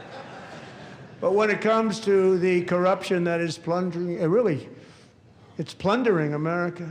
There's been no more stunning example than Minnesota, where members of the Somali community have pillaged an estimated $19 billion from the American taxpayer. Oh, we have all the information. And in actuality, the number is much higher than that. And California, Massachusetts, Maine, and many other states are even worse. This is the kind of corruption that shreds the fabric of a nation, and we are working on it like you wouldn't believe. So tonight, although started 4 months ago, I am officially announcing the war on fraud to be led by our great Vice President J.D. Vance.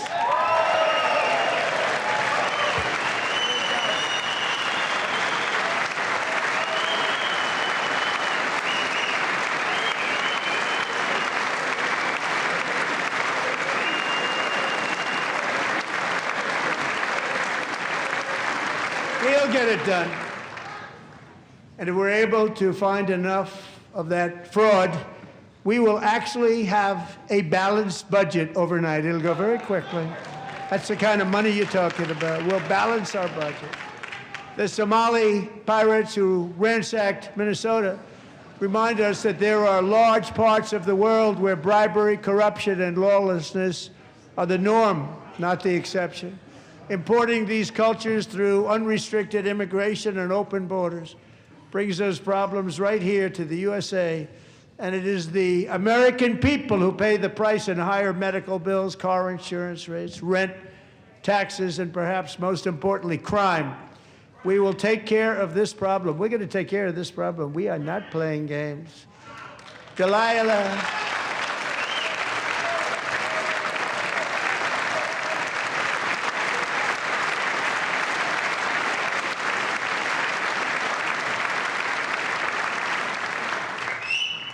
Delilah Coleman was only 5 years old in June 2024 when a 18-wheel tractor trailer plowed into her stopped car traveling at 60 miles an hour or more. The driver was an illegal alien let in by Joe Biden and given a commercial driver's license by open borders politicians in California. Doctors said Delilah would never be able to walk or talk, have a good life. She wouldn't even be able to eat again. But against all odds, she is now in the first grade learning to walk. And she's here this evening with her dad, Marcus, a fantastic man. Delilah, please, you are a great inspiration. Please stand up.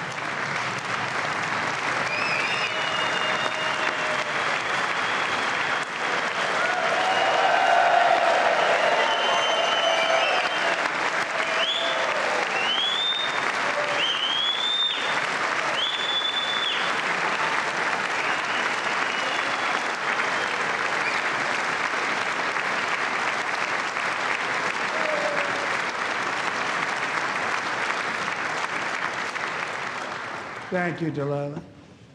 Many, if not most, illegal aliens do not speak English and cannot read even the most basic road signs as to direction, speed, danger, or location. That's why tonight I'm calling on Congress to pass what we will call the Delilah Law, barring any state from granting commercial driver's licenses to illegal aliens.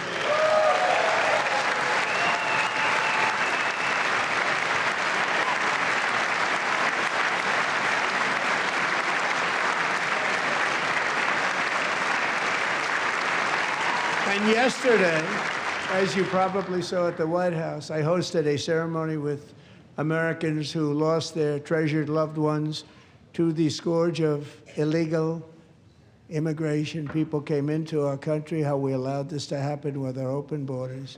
These are the angel moms and families that for decades our government betrayed and our media totally ignored. It was terrible. Hard to believe, actually.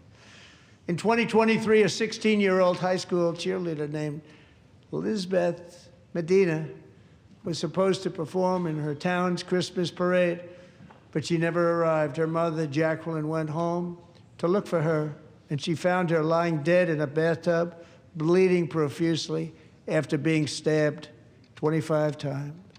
Lizbeth's killer was a previously arrested illegal alien who had broken in and brutally extinguished the brightest light in her family's life, violently and viciously.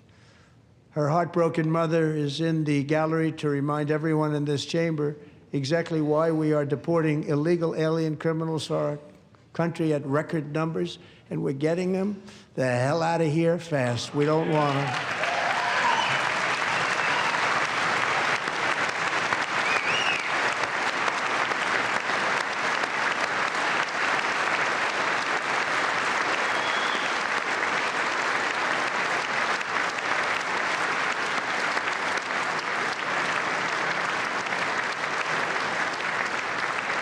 Thank you very much, Jacqueline. Thank you. We can never forget that many in this room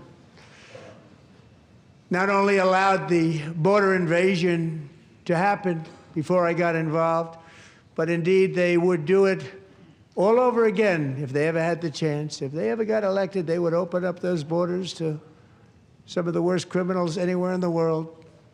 The only thing standing between Americans and a wide open border right now is President Donald J. Trump and our great Republican patriots in Congress. Thank you. Thank you.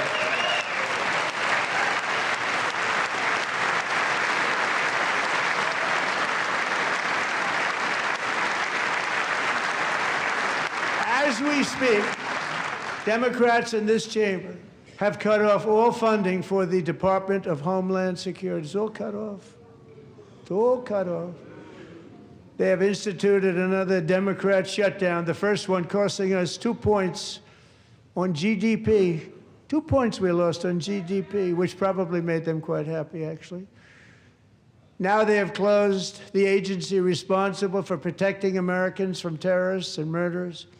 Tonight I'm demanding the full and immediate restoration of all funding for the border security, Homeland Security of the United States, and also for helping people clean up their snow. We have no money because of the Democrats, and it would be nice. We'd love to give you a hand at cleaning it up, but you gave no money. Nobody's getting paid. It's a shame. So you have to think about it. We have, in case you didn't know, a pretty large snowstorm out there. One of the great things about the State of the Union is how it gives Americans the chance to see clearly what their representatives really believe. So tonight, I'm inviting every legislator to join with my administration in reaffirming a fundamental principle. If you agree with this statement, then stand up and show your support. The first duty of the American government is to protect American citizens, not illegal aliens.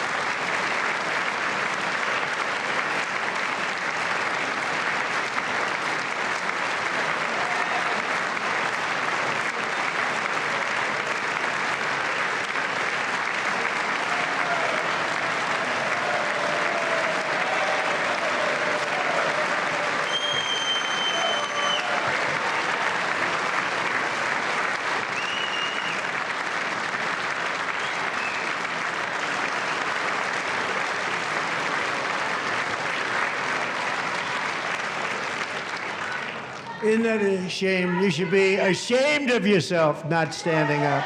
You should be ashamed of yourself. That is why I'm also asking you to end deadly sanctuary cities that protect the criminals and enact serious penalties for public officials who block the removal of criminal aliens. In many cases, drug lords, murderers all over our country, they're blocking the removal of these people out of our country, and you should be ashamed of yourself.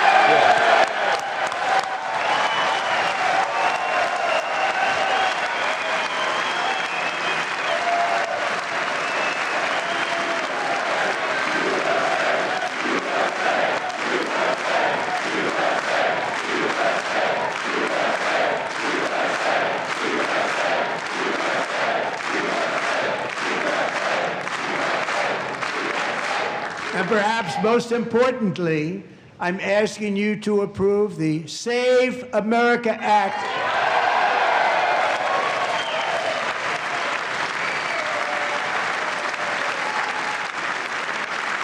To stop illegal aliens and others who are unpermitted persons from voting in our sacred American elections. The cheating is rampant in our elections. It's rampant. It's very simple. All voters must show voter ID.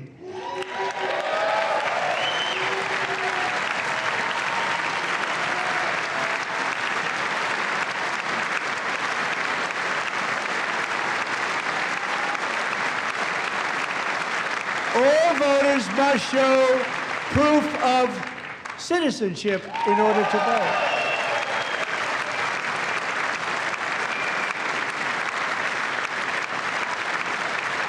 No more crooked mail-in ballots except for illness, disability, military, or travel. None.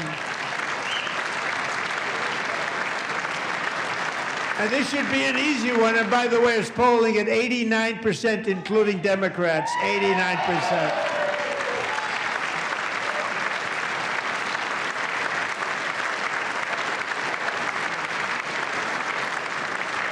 And even the new communist mayor of New York City, I think he's a nice guy, actually. Speak to him a lot. Bad policy, but nice guy. Just said they want people to shovel snow. They got hit hard. Wants them to shovel snow, but if you apply for that job, you need to show 2 original forms of ID and a Social Security card.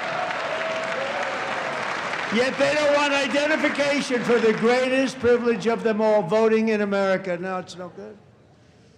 No good. Both Republicans and Democrats overwhelmingly agree on the policy that we just enunciated. And Congress should unite and enact this common sense, country-saving legislation right now, and it should be before anything else happens.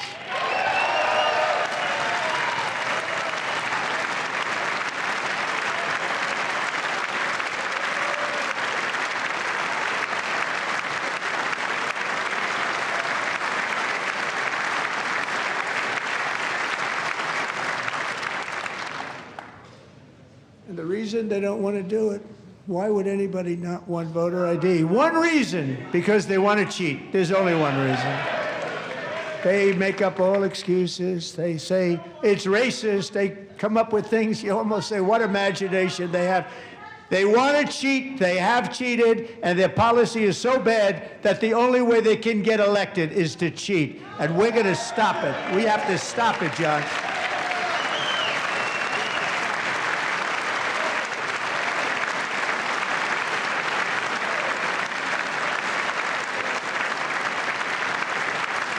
And here is one more opportunity to show common sense in government. In the gallery tonight are Sage Blair and her mother, Michelle. In 2021, Sage was 14 when school officials in Virginia sought to socially transition her to a new gender, treating her as a boy and hiding it from her parents. Hard to believe, isn't it? Before long, a confused Sage ran away from home after she was found in a horrific situation in Maryland A left-wing judge refused to return Sage to her parents because they did not immediately state that their daughter was their son. Sage was thrown into an all-boys state home and suffered terribly for a long time. But today, all of that is behind them because Sage is a proud and wonderful young woman with a full-ride scholarship to Liberty University. Sage and Michelle, please stand up.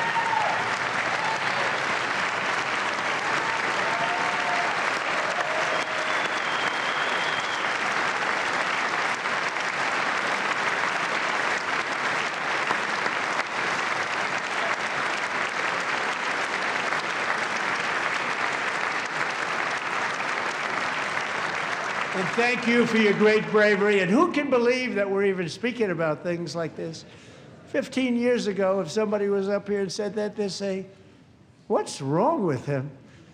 But now we have to say it because it's going on all over numerous states without even telling the parents. But surely we can all agree no state can be allowed to rip children from their parents' arms and transition them to a new gender against the parents' will. Who would believe that we're even talking about this? We must ban it, and we must ban it immediately.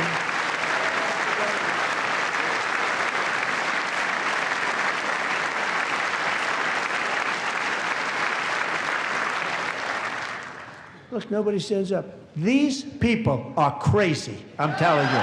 They're crazy.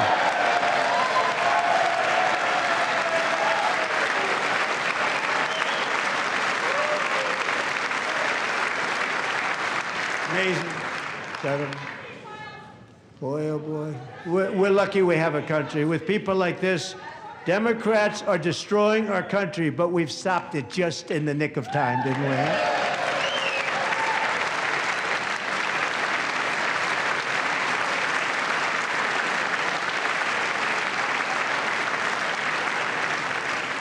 No one cares more about protecting America's youth than our wonderful First Lady, now a movie star. She's a movie star. Can you believe it? Who would have believed that? Over the past year, she has had an incredible impact championing AI legislation, advancing a landmark executive order on foster care, and helping secure $30 million to launch the Melania Trump Foster Youth to Independence Initiative. It's a tremendous, really a tremendous thing that happened and had a lot of bipartisan support. She gets much better bipartisan support than I do. I get none. She gets a lot. Someday you're going to have to tell me how you did that. And students and educators in every state have joined the First Lady's efforts in the presidential AI challenge, keeping America's next generation positioned to succeed and strongly succeed in the future. Tonight, we welcome two young people whose lives reflect the First Lady's impact, Sierra Burns and Everest Nevermont. Thank you both, and Melania, thank you. I know how hard you worked on it. Thank you very much.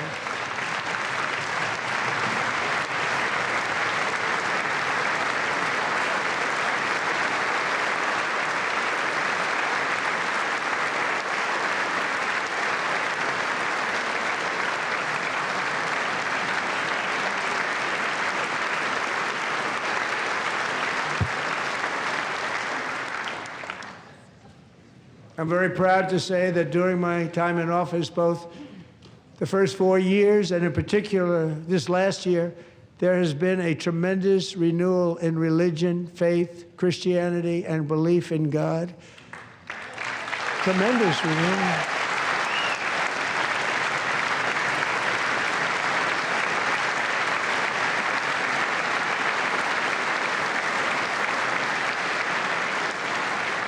This is especially true among young people, and a big part of that had to do with my great friend, Charlie Kirk, a great guy, great man.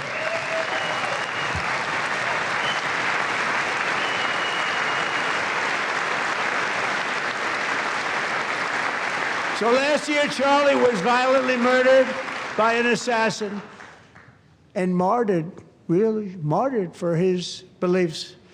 His wonderful wife, Erica, is with us tonight. Erica, please stand.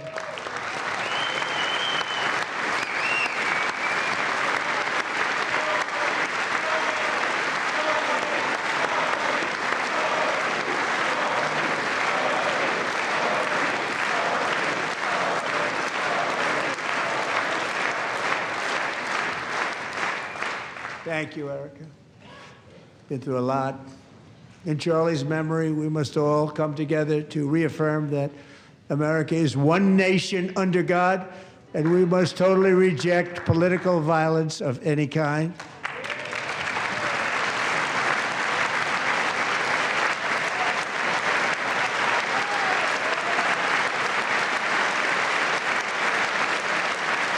We love religion, and we love bringing it back, and it's coming back at levels that nobody actually thought possible. It's really a beautiful thing to see. Above all, unleashing America's promise requires keeping our communities safe. We have made incredible strides, yet dangerous repeat offenders continue to be released by pro-crime Democrat politicians again and again. We are honored to be joined tonight by a woman who's been through hell, Anya Zarutska. In 2022, she and her beautiful daughter, so beautiful, what a beautiful young woman, Irina, fled war-torn Ukraine to live with relatives near Charlotte, North Carolina. And by the way, what's going on with Charlotte? Last summer, 23-year-old Irina was riding home on the train when a deranged monster who had been arrested over a dozen times and was released through no cash bail, stood up and viciously slashed a knife through her neck and body. No one will ever forget. There were people on that train. No one will ever forget the expression of terror on Irina's face as she looked up at her attacker in the last seconds of her life. She died instantly. She had escaped a brutal war only to be slain by a hardened criminal, set free to kill in America, came in through open borders. Mrs. Zarutska, tonight I promise you we will ensure justice for your magnificent daughter, Irina.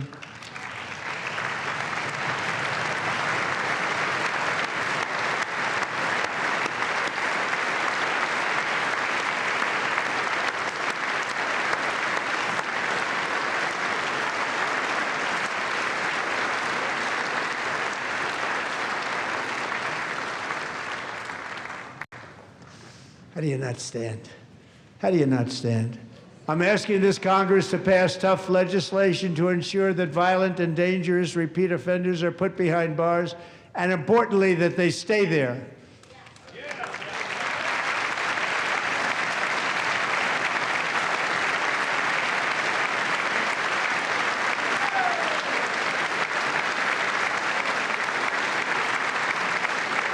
Starting last summer, I deployed our National Guard and federal law enforcement to restore law and order to our most dangerous cities, including Memphis, Tennessee, big success, New Orleans, Louisiana, big success, and our nation's capital itself, Washington, D.C., where we have almost no crime anymore in Washington, D.C. How did that happen?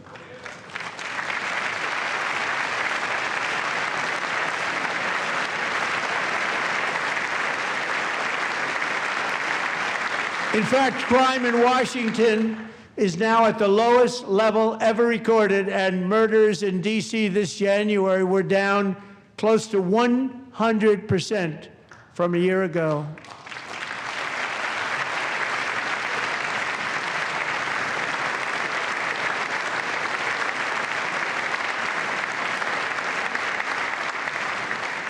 They don't like to hear that. One of the sick people, one of the brave service members who helped achieve this stunning turnaround was 20-year-old West Virginia Army National Guard Specialist Sarah Beckstrom. After a 4-month deployment, she voluntarily extended her service, and her rank was going to be lifted. She was doing so well. They were so proud of her. But the very next day, she was on patrol near the White House when she was ambushed and shot in the head by a terrorist monster from Afghanistan. Shouldn't have been in our country. And all because she wore the uniform of our nation, she was shot.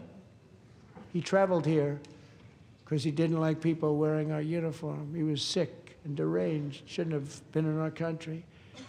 Sarah Beckstrom died in order to defend our capital, and we are honored to be joined by her wonderful parents, Gary and Evalie. Your daughter was a true American patriot, and she will be greatly missed. She was a great person. I saw reports on her. They've never seen anything like her.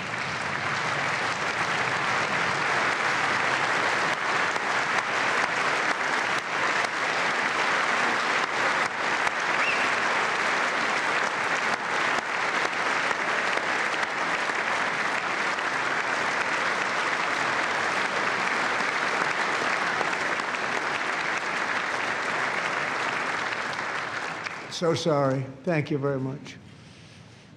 She's a great young lady. I saw reports that were like perfect. She was perfect. Serving alongside Sarah that day was Staff Sergeant Andrew Wolf. The terrorist shot Andrew in the head, and no one thought he could possibly make it. The two of them, Sarah and Andrew, both shot violently in the head. Neither was expected to make it. They weren't even given a chance, except his wonderful mother, named Melody, who I spoke to the same night, and she was so positive. The doctors thought that Andrew was gone, but his mother said, no, no, Mr. President, Andrew will be fine. He's going to make it. I've never seen anything like it. I mean, he was given almost no chance. She said, I have no doubt, sir, he's going to be okay. This was a conversation that I had with her that night, with her son laying helplessly in bed, blood all over. Everybody is praying, she said, sir, he will be okay. The doctors didn't understand what she was saying, and after looking at the results of the damage done, neither did I. She was so strong and conclusive that even Andrew's great father felt she didn't really understand the gravity of the situation. But she turned out to be right. Right, Melody? She turned out to be right.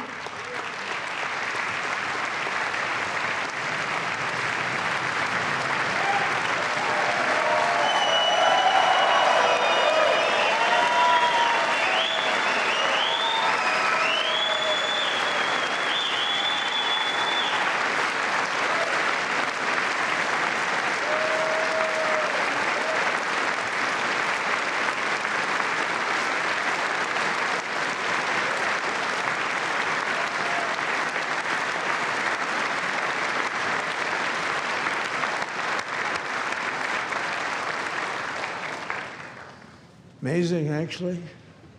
I said, where does this woman come from? She's the most positive person I've ever met. With God's help, Andrew has battled back from the edge of death, and we're talking about the edge of death, on his way to a miraculous recovery. He's got a little work to do, but he's doing great. Nice to see you. He's a good-looking guy. Nice to see you. Thanks, Andrew. Thank you very much.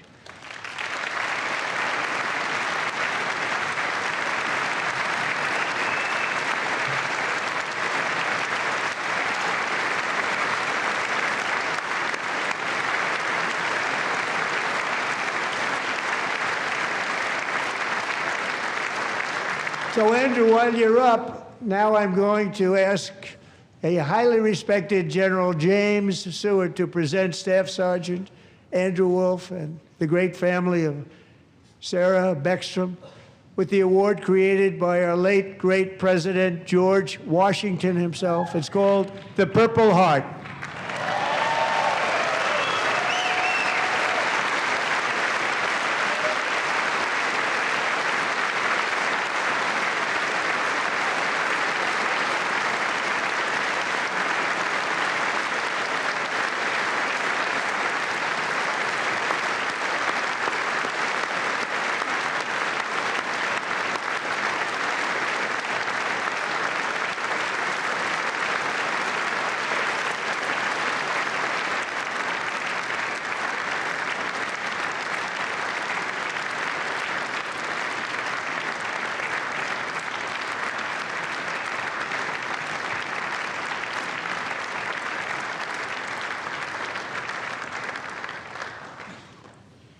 We love you all.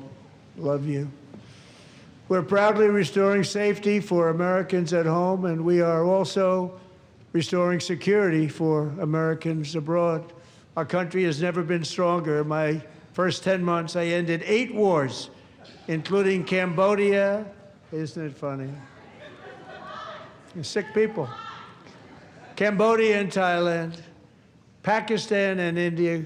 Would have been a nuclear war. 35 million people said the Prime Minister of Pakistan would have died if it were not for my involvement. Kosovo and Serbia, Israel and Iran, Egypt and Ethiopia, Armenia and Azerbaijan, the Congo and Rwanda, and of course the war in Gaza, which proceeds at a very low level. It's just about there.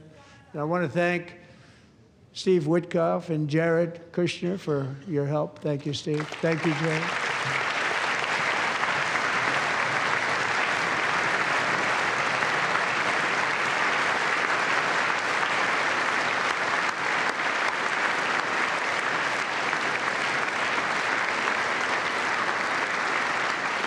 And I also want to thank the man they report to, Secretary of State Marco Rubio. Thank you, Marco.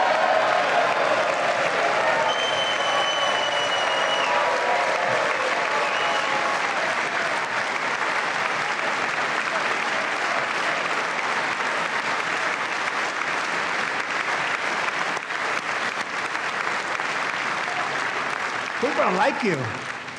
You know, Marco got 100% of the votes when he was in confirmation. I think our next one was about 54%.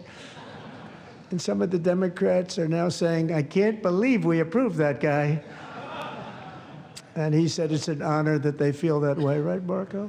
You have done a great job, great Secretary of State. I think he'll go down as the best ever.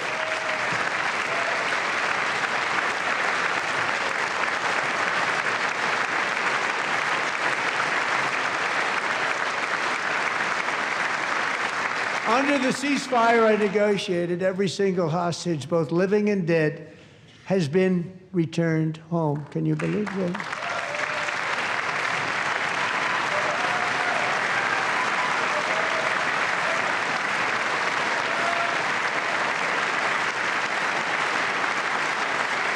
Nobody thought it was possible. Nobody thought that was possible. Both living and dead, and those parents who had a dead son, their boy, they'd always tell me their boy, they wanted him as much as though he were living. It was an amazing period of time. And they came back, and when we got all of the living hostages back, and many, many before them, but I always said those last 20 are going to be very tough, but we got many, many more, hundreds. But I said those last 20 are going to be tough. We got them back. But we only got back 14 or 15 of the dead of the 28. And believe it or not, Hamas worked along with Israel, and they dug and they dug and they dug. It's a tough thing to do, going through bodies all over, passing up 100 bodies sometimes for each one that they found. Tough job. And they finally got it back to 27. And then Steve and Jared, they got it back to 28. They found all 28. Nobody thought that was possible, but we did it. And I remember the family of the 28th. They were so grieved, but they were so happy as it's possible to be. They had their boy back. The mother said, "Sir, we have our boy back." What a period of time that was, but we got them all back. So thank you both very much. Great job.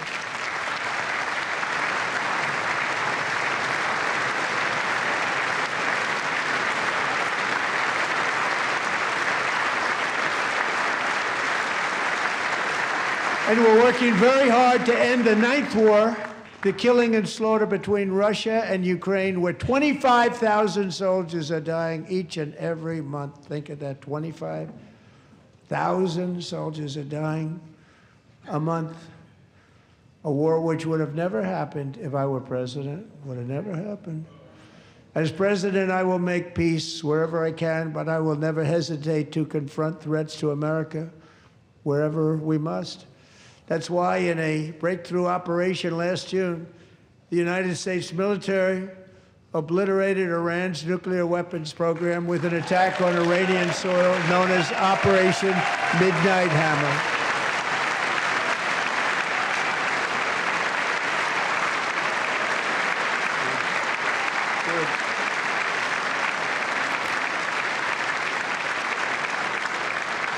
For decades, it had been the policy of the United States never to allow Iran to obtain a nuclear weapon.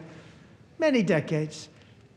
Since they seized control of that proud nation 47 years ago, the regime and its murderous proxies have spread nothing but terrorism and death and hate. They've killed and maimed thousands of American service members and hundreds of thousands and even millions of people with what's called roadside bombs. They were the kings of the roadside bomb. And we took out Soleimani. I did that during my first term. Had a huge impact.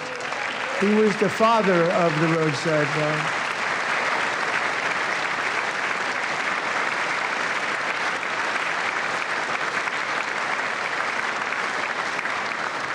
And just over the last couple of months with the protests, they've killed at least, it looks like 32,000 protests, 32,000 protesters in their own country. They shot them and hung them. We stopped them from hanging a lot of them with the threat of serious violence. But this is some terrible people. They've already developed missiles that can threaten Europe and our bases overseas, and they're working to build missiles that will soon reach the United States of America. After Midnight Hammer, they were warned to make no future attempts to rebuild their weapons program, and in particular, nuclear weapons. Yet they continue. They're starting it all over. We wiped it out, and they want to start all over again, and are at this moment again pursuing their sinister ambitions. We are in negotiations with them. They want to make a deal, but we haven't heard those secret words. We will never have a nuclear weapon. My preference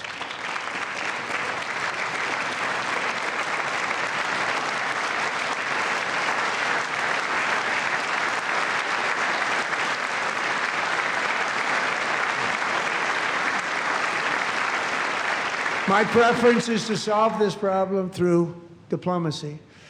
But one thing is certain, I will never allow the world's #1 sponsor of terror, which they are by far, to have a nuclear weapon. Can't let that happen.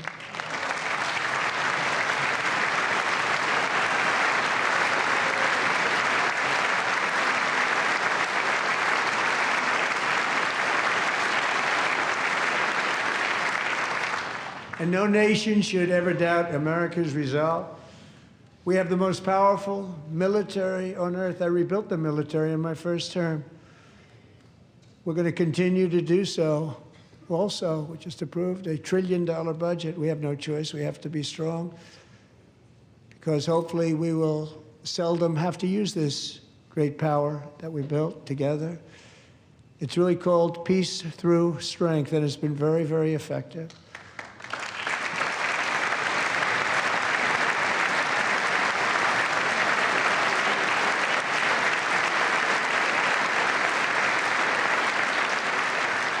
So thanks to Republicans in Congress, we're investing that record number of dollars, have no choice, in the United States Armed Forces. Also creating a lot of jobs, but we're not even doing it for that reason. Because as I said, we have more jobs, more people working today than ever before in the history of our country. And NATO countries are friends and allies. They are. They're our friends and they're our allies. Have just agreed, at my very strong request, to pay 5% of GDP for military defense rather than the 2%, which they weren't paying. We were paying for almost all of NATO. Now they're paying 5 as opposed to not paying 3.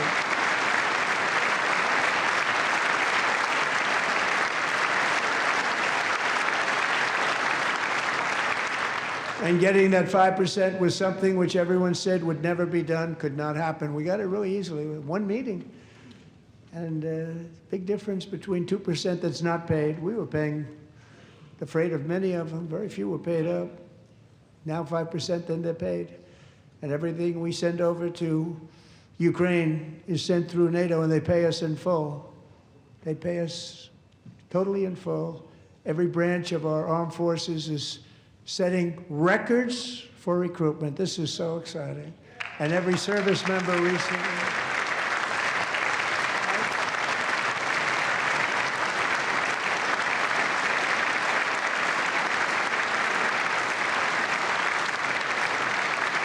And every service member recently received a warrior dividend of $1,776.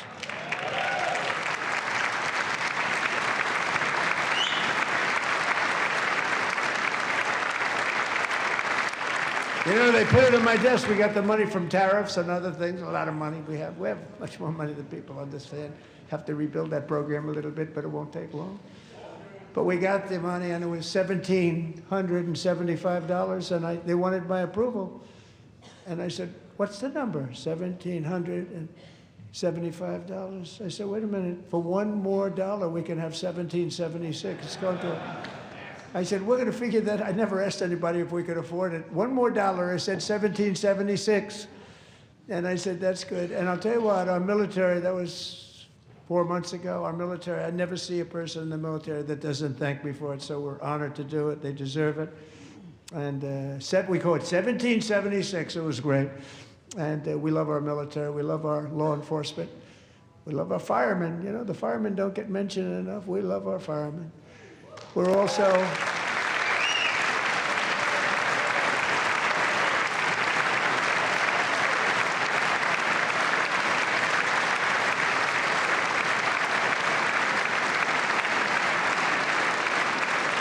We're also restoring American security and dominance in the Western Hemisphere, acting to secure our national interests and defend our country from violence, drugs, terrorism, and foreign interference. For years, large swaths of territory in our region, including large parts of Mexico, really large parts of Mexico, have been controlled by murderous drug cartels.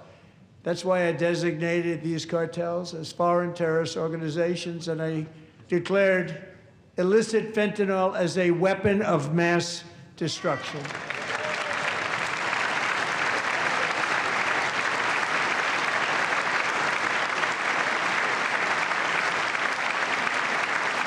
And with our new military campaign, we have stopped record amounts of drugs coming into our country and virtually stopped it completely coming in by water or sea. You probably noticed that. We very seriously damaged their fishing industry also. Nobody wants to go fishing anymore. We've also taken down one of the most sinister cartel kingpins of all. You saw that yesterday. In January,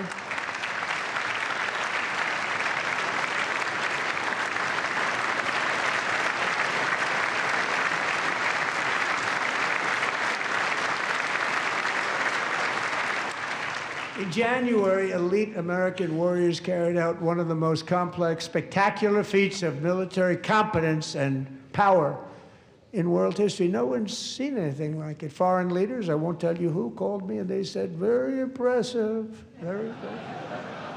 They couldn't believe, they all watched, they saw what happened. This is a different fighting force that we had years ago when we fought to tie. You know, it's a great fighting force. I'm so proud of it. Look at Space Force. Space Force is my baby, because we did that. My baby. It's becoming so important.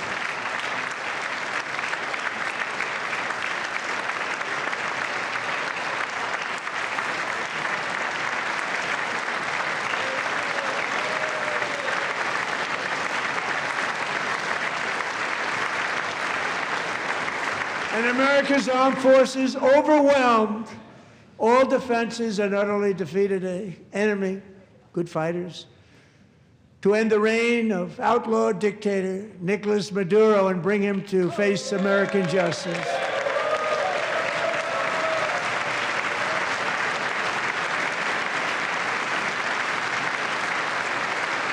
And this was an absolutely colossal victory for the security of the United States, and it also opens up a bright new beginning for the people of Venezuela.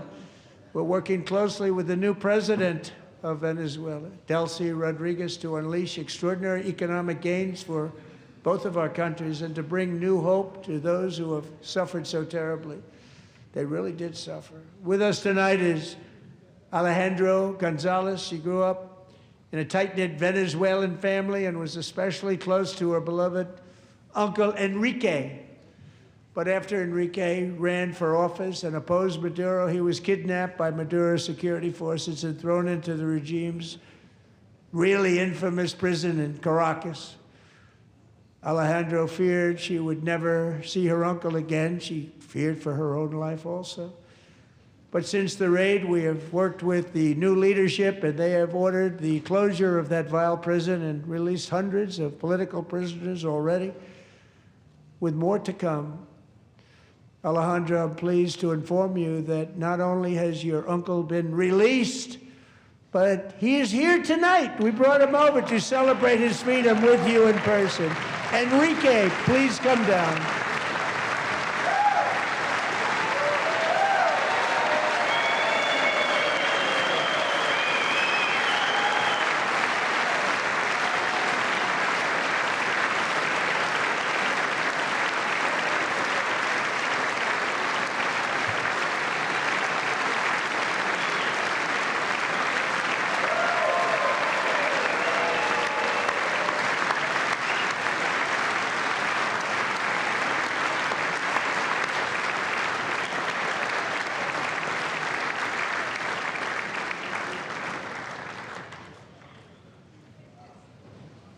Thank you, Enrique. Have a good time. Nice to have you back, Enrique. There were many heroes on that January raid to capture Maduro, really great heroes. It was very dangerous. They knew we were coming. They were all set. But the deeds of one warrior that night will live forever in the eternal chronicles of military valor. Chief Warrant Officer 5, Eric Slover, planned the mission and was the flight lead in the cockpit of the first helicopter. A big, beautiful, powerful helicopter. It was a massive Chinook carrying, as you can imagine, many, many American warfighters. Wearing the dog tags, his wife Amy had blessed with holy water before he left. She knew it was going to be a rough one. Eric steered the Chinook under the cover of night and descended swiftly upon Maduro's heavily protected military fortress. This was a major military installation, protected by thousands of soldiers and guarded by Russian and Chinese military technology. How did that work out? Not too good. While preparing to land, enemy machine guns fired from every angle, and Eric was hit very badly in the leg and hip, one bullet after another. He absorbed 4 agonizing shots, shredding his leg into numerous pieces. And yet, despite the fact that the use of his legs was vital to successful helicopter flight, legs are the most important part of flying a helicopter, to deliver the many commandos who would capture and detain Maduro was the only thing Eric was thinking about. Then, even as he was gushing blood, which was flowing back down the aisle, helicopter lands at a steep angle. The machine gun stood right in front of him. They were right in front of him, 2 machine gunners who escaped the wrath of the previous planes. Eric maneuvered his helicopter with all of those lives and souls to face the enemy and let his gunners eliminate the threat. Turned the helicopter around so the gunners could take care of business, saving the lives of his fellow warriors from what could have been a catastrophic crash deep in enemy territory. Only after safely landing the helicopter with all the warriors aboard in the exact right spot, which was vital to the mission, we probably would have had to maybe cancel the mission if that didn't happen. Eric told his co-pilot, also wounded, but not as gravely, to take over. I'm about ready to pass out. The success of the entire mission and the lives of his fellow warriors hinge on Eric's ability to take searing pain. It was unbelievable what's happened to his legs of the bullets and keep on flying and landing and People knew what was happening. Everybody in the back of the helicopter knew because they saw the blood pouring down the aisle. Chief Warrant Officer Soave is still recovering from his serious wounds, but I'm thrilled to say that he is here tonight with his wife, Amy, Eric, and Amy. Come on in.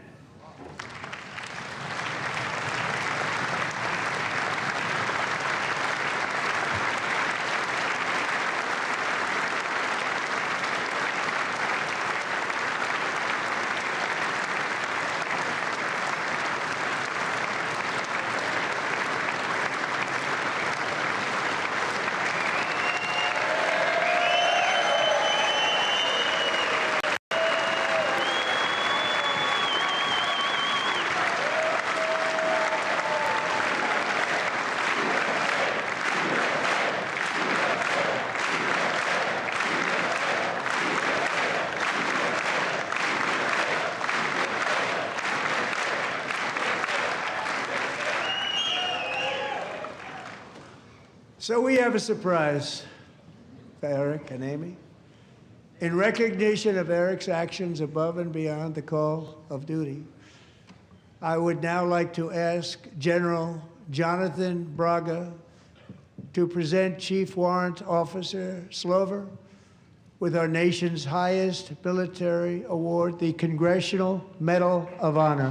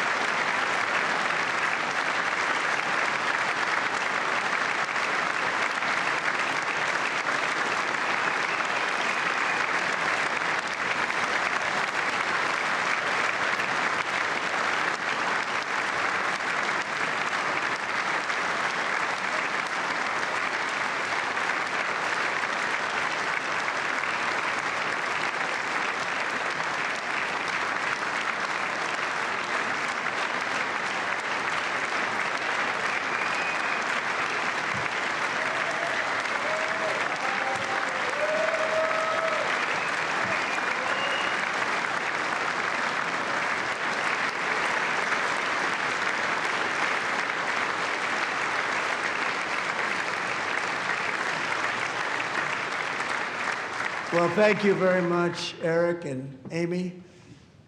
Great to get to know you. I met with them and with a lot of their fellow warriors at Fort Bragg recently.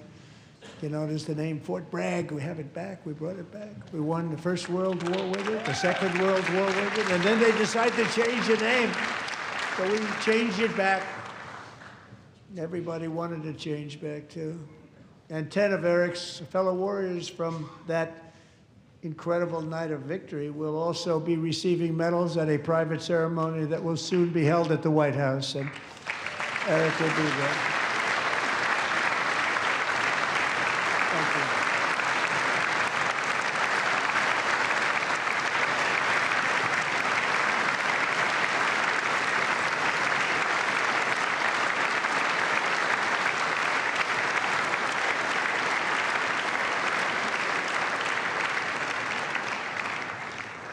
Thank you, Eric. That's a big one. Tonight we've celebrated many truly extraordinary American patriots, but there is one last living legend to honor before we go.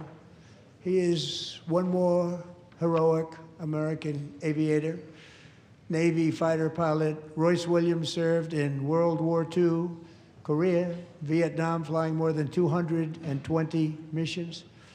In the skies over Korea in 1952, Royce was in the dogfight of a lifetime, legendary dogfight. Flying through blizzard conditions, his squadron was ambushed by 7 Soviet fighter planes. It was his first aerial combat of the war, and despite being massively outnumbered and outgunned, Royce led the takedown of 4 enemy jets and almost destroyed the others, vanquishing his adversaries while taking 263 bullets to his own plane and being seriously hurt. His story was secret for over 50 years. He didn't even want to tell his wife, but the legend grew and grew. But tonight, at 100 years old, this brave Navy captain is finally getting the recognition he deserves. He was a legend long before this evening. Royce, please stand up, and I will ask the First Lady of the United States to present Captain Royce Williams with his Congressional Medal of Honor.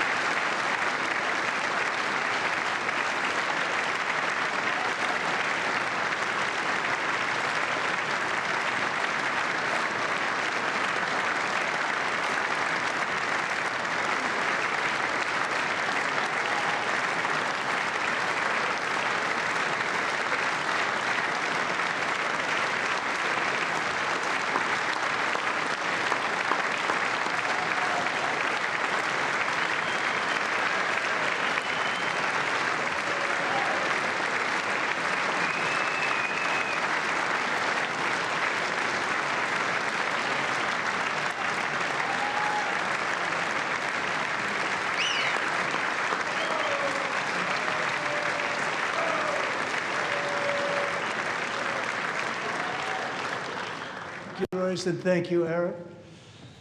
I've always wanted the Congressional Medal of Honor, but I was informed I'm not allowed to give it to myself, and I wouldn't know why I'd be taking it, but if they ever open up that law, I will be there with you someday.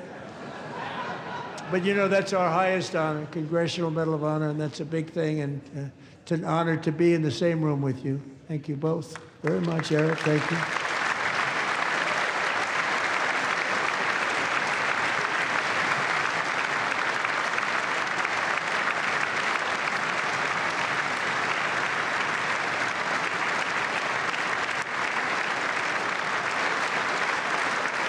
Thank you.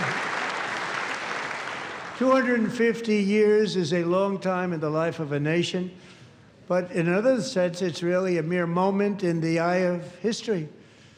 Two of the gentlemen we met in the gallery this evening took their first breaths 1 century ago, 100 years before that, on July 4th, 1826, the author of the Declaration of Independence, brilliant, Thomas Jefferson, drew his last breath.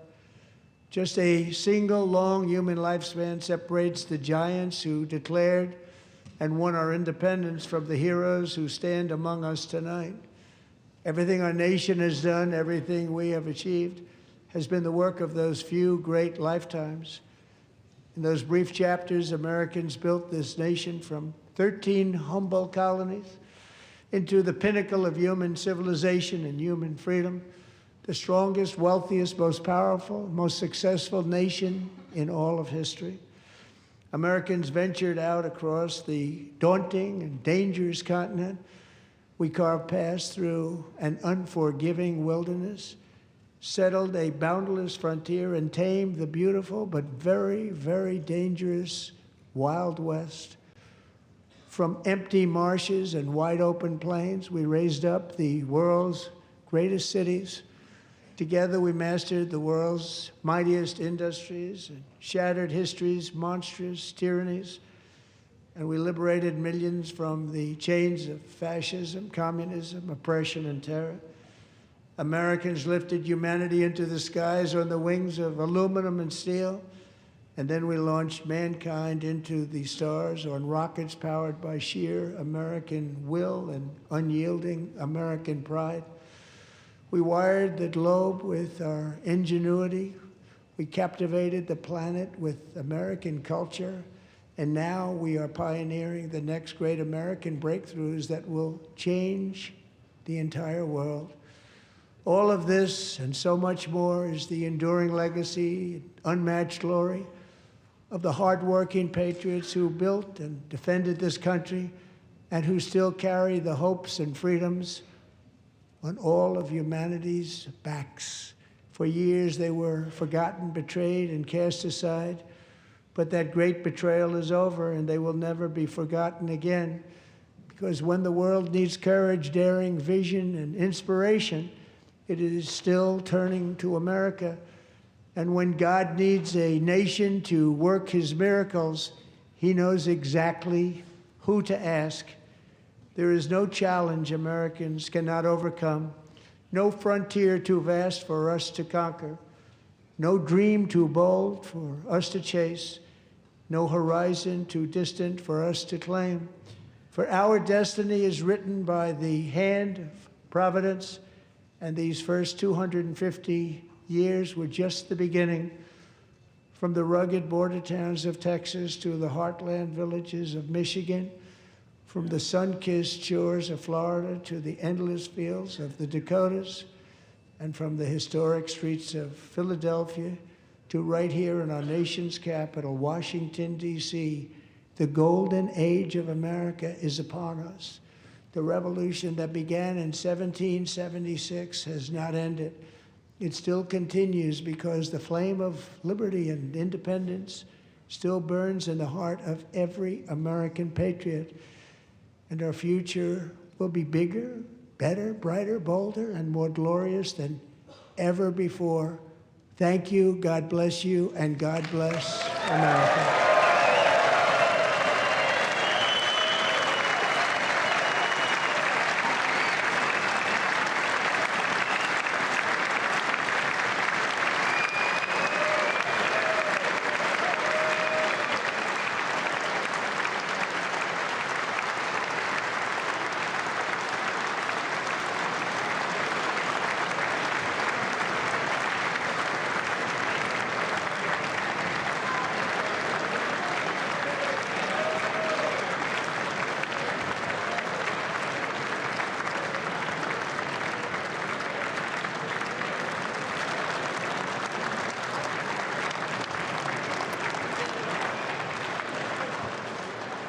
All right, so we've been listening to the 47th President of the United States, Donald Trump, for about the last hour and 47 minutes as he gave the first State of the Union address of his second term.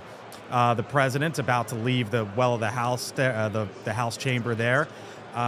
This will be an interesting moment here as he passes by. Potentially, we'll see some of the Supreme Court justices here. As we keep our eyes there on the House floor. It was a president who started out the speech talking about the economy and the accomplishments that he sees it so far in his second term, and then moving on to other matters. The president at times essentially trying to pit his beliefs, his philosophies, and his party, the Republican Party, against Democrats, asking them even at times, do you believe in certain things? If not, stand up. Of course, many Democrats chose not to come to this speech. Some were even seen on camera leaving early. I keep my eyes here on the president, and I thank you for joining us. I'm Blake Burman, joined by Basil John, Niall Stanage of the Hill with me here as well. I keep my eyes on this because sometimes we can get a little listen into what the president tells the members of Congress. Let's listen in momentarily. Good. I think you should take the rest of the day off. I think we have to. We're going to have to. Thank you. All right, guys. You killed it. Thank you, Virginia. Best speech with the president. It was amazing. It really was. Home run. Really a grand slam. So you hear some of the remarks there for the president as he is about to leave the chamber there in the U.S. Capitol, head down Pennsylvania Avenue. And as you heard Senator Cassidy there tell the president, I think you can take the night off. It's been a busy one and a late one for him. I thank you for being with us once again. I'm Blake Burman. Basil, Niall, I'll start with you. Hello. Takeaways? Well, I didn't necessarily think, Blake, it moved the needle a lot. I thought that some of the arguments we heard were arguments that we've heard at other times. The president talking up his economic record, and there's some things he can legitimately claim there. The stock market, for example, been very close to all-time highs. Some of his other claims were very dubious. I mean, the idea that inflation was at a record high when he took over isn't true. And the idea that it's plummeting is an overstatement. When it comes to immigration, talking about border security, and certainly the flow of unauthorized people over the border has slowed enormously. But then you have the flip side of that, which is these enforcement actions by ICE, including the shooting dead of 2 American citizens, which have not only been massively controversial for obvious reasons, but have led to a lot of unpopularity with those enforcement actions. You see the president there. I think he's making his way to the end of the aisle there. Let's just listen momentarily, because this is probably the last 30 seconds or so we're going to get of him. Thanks so much. Take care. Thank you. Still need to talk to you. Congratulations, Mr. President. Thank you. Mr. President, Poland is great.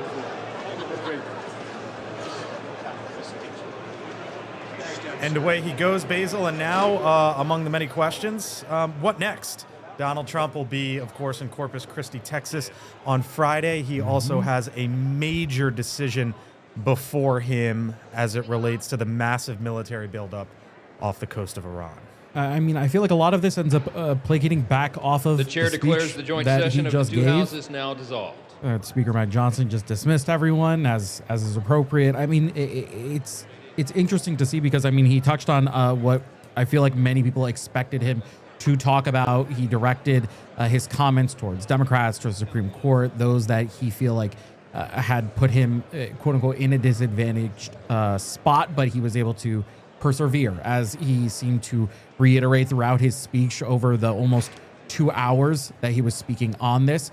I feel like the one thing to take away from this is the people who support him love the speech. And I think we can all agree on that. Those, and not just those in attendance, anybody who has supported him at the polls, they love that speech. Who's not going to love that? Democrats are not going to love that, whether they're progressives or moderates, because they do not like the kind of rhetoric that he was using. I think you can agree on that one. I sensed a little setup here, Niall, ahead of the midterms. And the president trying to draw this is where we stand, and this is where they stand. Whether you believe that the we or the they are right and wrong is up to you. And Niall, before you go, I'm just going to bring in Alex Bolton for us as well, and he can join us on the conversation. Do you have the soundbite, by the way, of the president sort of? Do you have that yet? I think we're getting it in. Okay, in let me know when you have that, because you do have it. No, I'm getting it in. I'll let you know when I got it. Because I think, Niall, the president was sort of drawing a line of this is where the White House and Republicans stand, and this is where Democrats stand. And he made the argument time and time and time again, quote unquote, how crazy are these people? He did, and that argument was one that he made primarily on social and cultural issues, be that immigration or be that the trans rights topic. Now, as we were just discussing, Blake, the immigration one has become a much more vexing topic for him. Was his strongest issue by far in the 2024 election campaign, is a much more mixed picture now because of those killings by DHS agents that I mentioned. So that is the complication there. In terms of things like the economy, he talked about affordability being a word that Democrats had been given by people, if I recall correctly, trying to make the argument that that concept is basically a political ploy. Now, whether that has traction beyond the MAGA base that Basil was just talking about seems doubtful to me, because right now, in opinion polls, it is inflation in particular where the president typically performs worst of any of the issues that are tested. Alex Bolton with The Hill. I see you popping on in. Hello, good evening, as it's 11:06 here on the East Coast in Washington, D.C. We await for Abigail Spanberger. She is the governor of the Commonwealth of Virginia, just across the river. She'll be giving the rebuttal for the Democratic side of the aisle. Your takeaways there tonight as you're in your office up there on the Hill? Takeaways from the speech? Well, it was a very combative speech. I mean, the president jabbing his fingers at Democrats, saying that they're crazy. Yeah. They're trying to they are destroying the country. And then, I think putting them on the spot over the illegal immigrants, I think that was a fair political point. But, to call them out as crazy and destroying the country, I really can't think of a president attacking the minority party at a State of the Union like that before. That really jumped out to me. But I agree with, Basil's, analysis here that this is a speech that his supporters are going to love, and it is. I agree with what you said earlier, that this is very much a campaign speech, and it's intended to delineate for the voters who watched. I don't know how many are actually watching who are swing voters. I think pretty much everyone who's watching has their mind made up. If they're political junkies, be watching a political speech at 11 o'clock at night.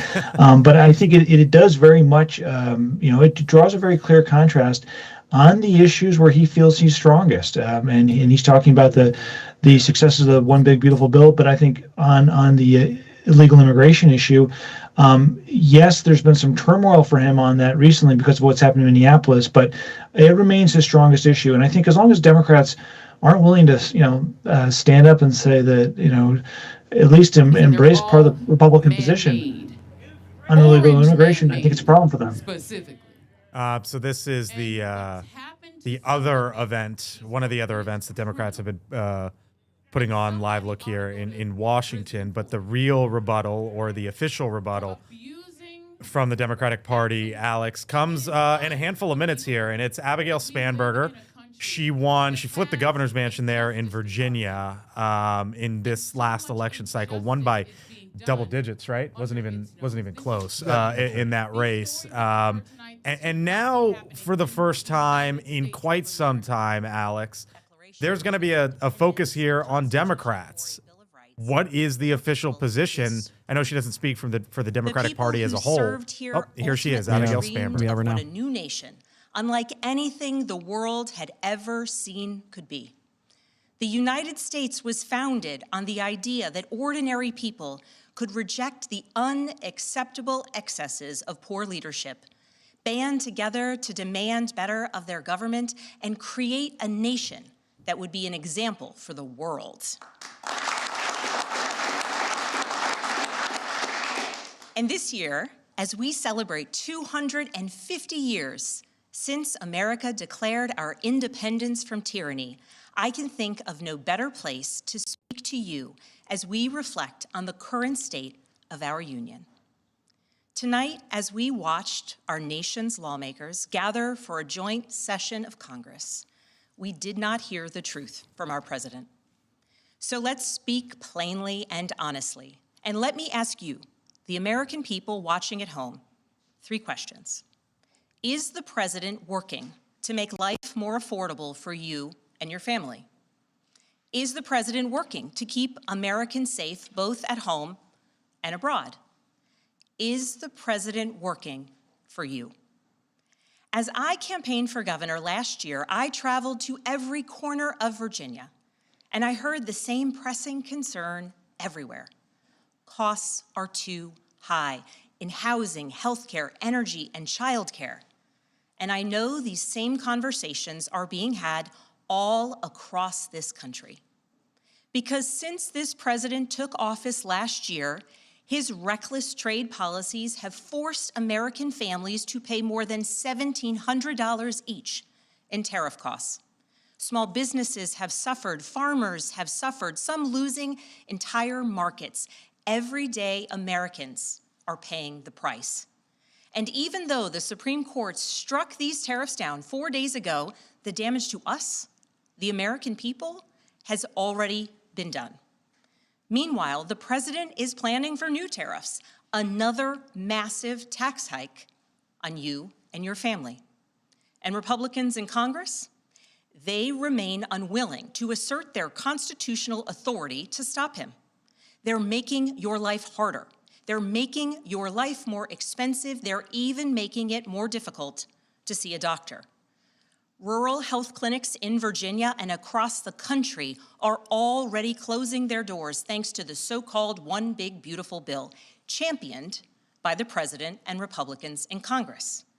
And tonight, the president celebrated this law, the one threatening rural hospitals, stripping healthcare from millions of Americans and driving up costs in energy and housing, all while cutting food programs for hungry kids.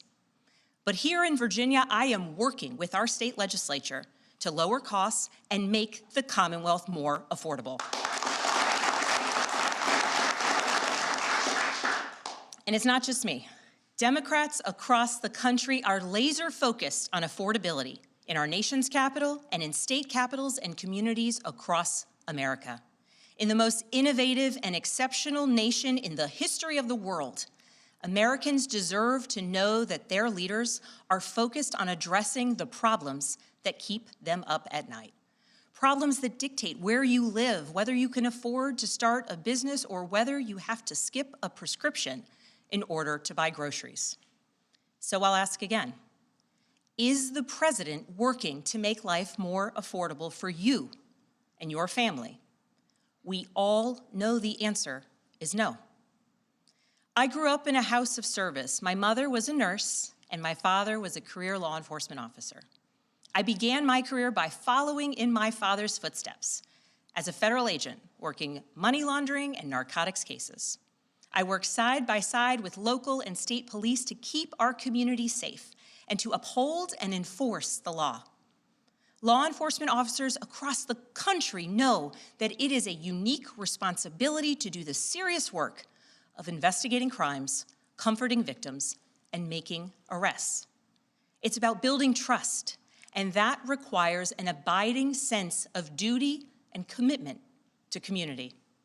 And yet, our president has sent poorly trained federal agents into our cities, where they have arrested and detained American citizens and people who aspire to be Americans.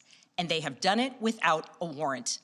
They have ripped nursing mothers away from their babies. They have sent children, a little boy in a blue bunny hat, children to far-off detention centers, and they have killed American citizens in our streets.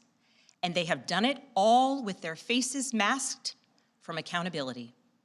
Every minute spent sowing fear is a minute not spent investigating murders, crimes against children, or the criminals defrauding seniors of their life savings. Our president told us tonight that we are safer because these agents arrest mothers and detain children. Think about that. Our broken immigration system is something to be fixed, not an excuse for unaccountable agents to terrorize our communities.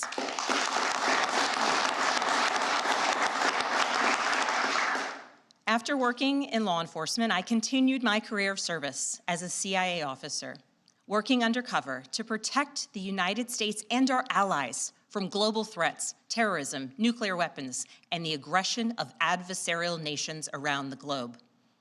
But as the president spoke of his perceived successes tonight, he continues to cede economic power and technological strength to Russia, bow down to China, bow down to a Russian dictator, and make plans for war with Iran. Here's the truth. Over the last year, through DOJ, mass firings, and the appointment of deeply unserious people to our nation's most serious positions, our president has endangered the long and storied history of the United States of America being a force for good. So I'll ask again, is the president working to keep Americans safe, both at home and abroad? We all know the answer is no. In his speech tonight, the president did what he always does. He lied, he scapegoated, and he distracted. And he offered no real solutions to our nation's pressing challenges, so many of which he is actively making worse. He tries to divide us. He tries to enrage us, to pit us against one another, neighbor against neighbor. And sometimes he succeeds. And so you have to ask, who benefits from his rhetoric, his policies, his actions, the short list of laws he's pushed through this Republican Congress? Somebody must be benefiting. He's enriching himself, his family, his friends. The scale of the corruption is unprecedented. There's the cover-up of the Epstein files, the crypto scams, cozying up to foreign princes for airplanes and billionaires for ballrooms, putting his name and face on buildings all over our nation's capital. This is not what our founders envisioned, not by a long shot.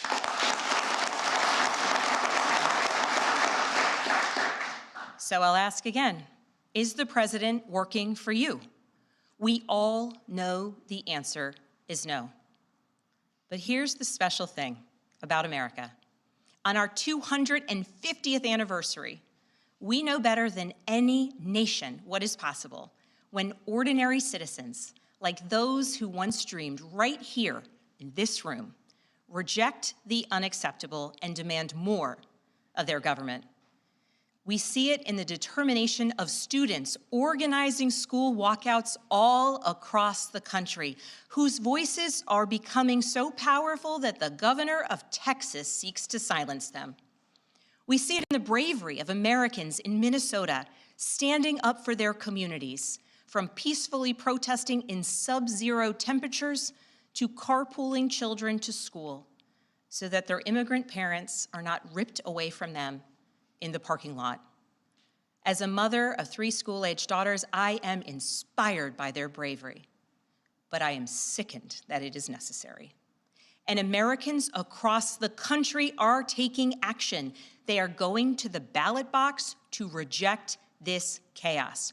With their votes, they are writing a new story, a more hopeful story. In November, I won my election by 15 points.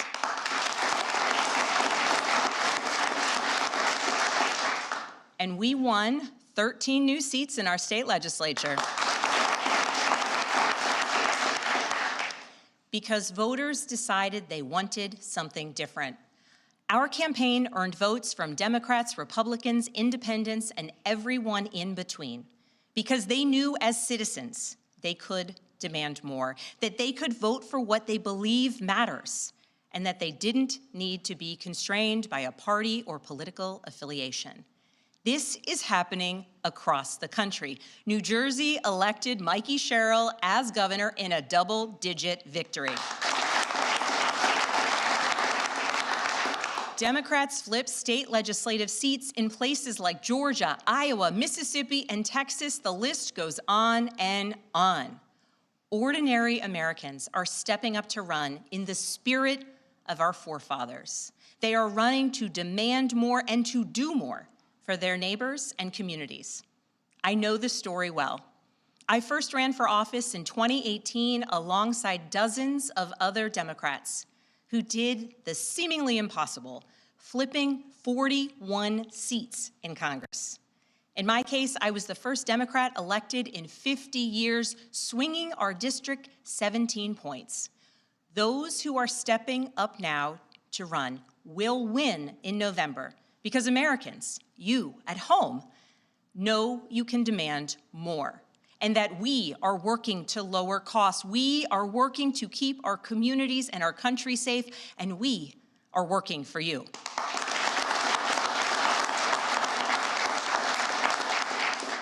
In his farewell address, George Washington warned us about the possibility of, quote, cunning, ambitious, and unprincipled men rising to power. But he also encouraged us, all Americans, to unite in a common cause, to move this nation forward. That is our charge once more, and that is what we are seeing across the country. It is deeply American and patriotic to do so, and it is how we ensure that the state of our union remains strong, not just this year, but for the next 250 years as well, because we, the people, have the power to make change, the power to stand up for what is right, the power to demand more of our nation.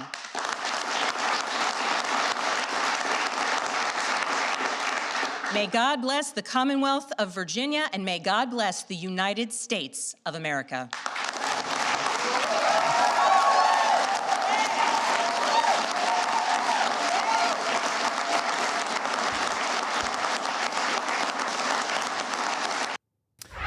Abigail Spanberger, the governor of Virginia, giving the rebuttal address for Democrats on this evening in what is unquestionably, or at least up there, one of the most difficult things to do in all of politics after the president of the United States gives their State of the Union address. The opposing party or the minority party has their speaker. It is one of the toughest things to do. Abigail Spanberger asking essentially three questions. Is the president working to make life more affordable? Is he working to make Americans safe at home? And is Donald Trump working for you? Alex Bolton, the reason why I keyed in on this address in the lead up to all of this evening was because, as I've said, there has been such a focus on Republicans, and rightfully so, for the last 15 months after Donald Trump won the presidency, won the popular vote, and Republicans have run Washington. But now we're starting to see some of the rise potentially, or a reshifting of the focus back onto the Democratic Party. And that stood out to me from Abigail Spanberger, her posing that question. Is the president working for you on the issue of affordability and safety? And it seems like at least that's part of the blueprint that maybe she laid out tonight for Democrats. Well, what I think is interesting is the choice of Abigail Spanberger, who's seen as more of a moderate, more of a centrist, to deliver the Democratic response. As you know, there's a battle right now within the Democratic Party, whether it should go in a more progressive direction or whether it should go in a more centrist direction. Abigail Spanberger, who won by 15 points in Virginia, she is the poster child for the Democrats who are saying we need to be more moderate if we're going to win in the midterms. We need to nominate more center-of-the-road candidates, not just in the midterms, but in the presidential election. Keep in mind, Spanberger, she was elected in 2018 during Trump's first midterm. She came to Congress with more prominent progressives like AOC, like Ilya Omar, but she represents the more moderate wing. The fact that she was chosen to give the response, I think, says a lot about where the Democratic leadership is coming from and where they think the priority or where the focus should be, the emphasis should be going into 2026, 2028. But, you mentioned this is a difficult assignment to deliver the rebuttal. And we remember that past rising stars haven't done so well delivering those performances, whether it was Bobby Jindal, the former Republican governor of Louisiana, or let's not forget Marco Rubio, when he was so parched and dry he was chugging bottles of water while delivering his response. This in that same vein was a little bit of a clunky response. She was, pausing every few minutes while she was delivering the rebuttal, as if she were waiting for the teleprompter to catch up. It gave the presentation kind of a robotic quality, in my opinion. So I'm not sure how much of a factor it is, but what's most interesting is the fact that the Democratic leadership, they want Spanberger as kind of the spokesperson for the party right now, not people more on the left. All right. Alex Bolton, it's getting late. We'll cut you loose. Thank you for the time and perspective. Appreciate it, sir. Again, Blake Burman here with Niall, Stanage, Basil John, Lindsey, Granger. It's getting late, so I'm doing a double take on everyone's name. And come on in here to Robby, Soave. Do we have Robby? Yeah, we got Robby. I'm about to bring him in. All right, bring him in. Robby, hello, good evening. Lindsey, hello, good evening. Robby, let me, can you hear me? I think you can. Let's reset here. Takeaways tonight on this State of the Union address. To me, it seemed like after year one of the second term of the Trump administration, the president went out with sort of a twofold approach tonight. One, to lay out, this is what I've done in my first year. This is where I'm going. And then secondly, to try to sort of paint the picture of, quote unquote, these people are crazy, meaning the Democrats.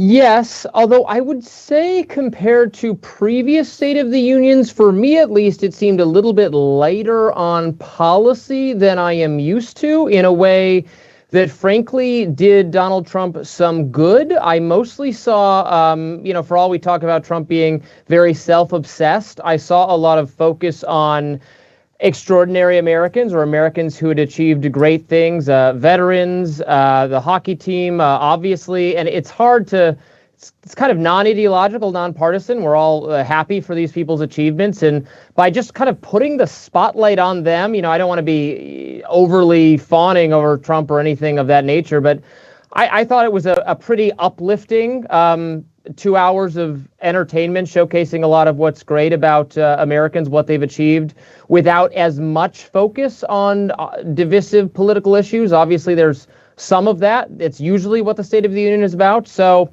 I was pleasantly surprised, if I'm being perfectly honest, about the positive tone What did you make, though, of that him was basically adopted there. the back half or middle portion of the speech trying to put Democrats on their back feet, saying these people are crazy? Yes, but by the standards of Trump, was it that much of that? Like, yes, he said that. He called them out. He thinks their crime policies are crazy. Their immigration policies are crazy. He said they're responsible for the healthcare mess in the country. That just seems par for the course for me at this point. I don't think anyone I have to agree with you on that one. Right? Nobody was watching going, oh my God, I can't believe Trump went there. That's crazy. I think people were probably having the opposite reaction. Like, oh, he's having fun. He's handing out awards. That's cool. I want to say goodbye real quick. Y'all hang with me, but to our Nexstar stations who have been watching us right now, thank you so much. We appreciate it for you staying up with us late here on the East Coast or wherever you might be. Our conversation here, though, does continue in studio. Lindsey, hello. How you doing? Your thoughts on tonight?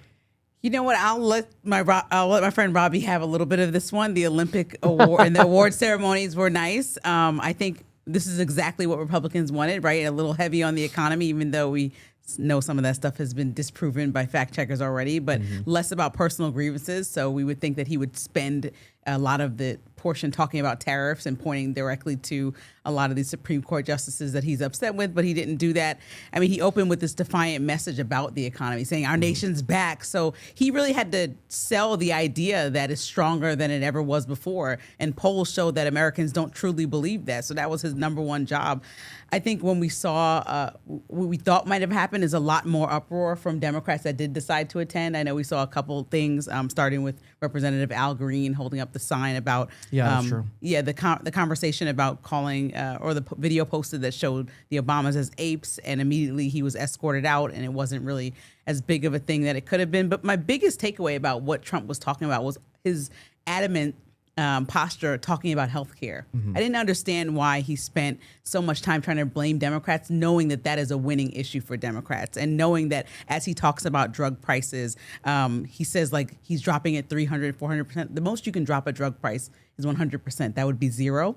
And I think that when he's saying these things, he just like says stuff, but his policies don't reflect actually protecting Americans when it comes to healthcare, especially Medicare and Medicaid, knowing what he just did with the big, beautiful bill over a decade, cutting $1 trillion from Medicaid. So he's saying these things in the State of the Union, but naturally tomorrow we're going to learn that this was very much a show, like Robby said, entertainment. So we got to pull the real stuff out of there. I'm glad you said tomorrow, because now the question is what happens going forward here, Niall. We know that the president's going to be on the road in Texas at the end of this week on Friday. We know that there is the single largest military buildup off the coast of Iran since the invasion of Iraq. Back home, there's a conversation, of course, about prices and cost of living, and that is just some of what is before the president heading into the November midterms, in which the House has the narrowest margin in modern political history. Yeah, let me link some of those points to what we were just watching, which was Abigail Spanberg giving the Democratic response, because it wasn't only that she was arguing, does Trump make you better off? She was very clearly implying that his polemic, divisive nature serves to pull him away from the things that matter to the American people. Now, did he change that perception tonight? I personally don't think he did. He may try to do that in some of the visits that you're talking about. You're right that there is the war looming in Iraq. I do, to circle back to Iran. Sorry. Yeah, we don't want war in Iraq. No. But just finally to circle back to what Robby said about things not being quite as extreme as one might anticipate from Trump. The other addition in agreement with that was his comments on the Supreme Court tariff ruling, which were certainly critical of the Supreme Court, but were not a Trump goes off the deep end moment. Anyway, my bottom line is, did anything in this speech change the general perception of Donald Trump, who's near all-time lows in his poll ratings? And I don't think it did. Well, Niall, I do want to ask you this, because I feel like me and you talk a lot outside of the office. We talk a lot about the international perception. Right. And I feel like every time that the president is dead center of a camera, it's always interesting to find out how our allies are going to end up taking this kind of reception. I mean, with a speech like this, I mean, does this change any kind of perspective from our international partners at this rate with the way that he was speaking about these things? The tariffs were 10% global. It was his initial threat when it got overturned by the Supreme Court. Yeah, I'm not wholly sure that what he said tonight it changes it a lot. I mean, on Iran, one of the main issues is a lack of clarity as to exactly what he wants. Now, tonight he seemed to imply that exactly what he wants is for the Iranians to say we're never going to have a nuclear bomb. Okay, so if the Iranian negotiators say those words, will the threat mysteriously vanish? That seems unlikely to me. On the tariff question, I mean, that of course is a much more complicated matter that has not caused the kind of inflationary spiral that some people feared, but has certainly put the backs up of various traditional American allies. So I think those are things that are playing out across a longer time scale than a State of the Union address. Robby, where do you think Trump goes from here? I mean, we have to be realistic that the trajectory of the Trump administration and his popularity and where this political moment is not really affected by the State of the Union address and wouldn't have been in any extreme case one way or the other.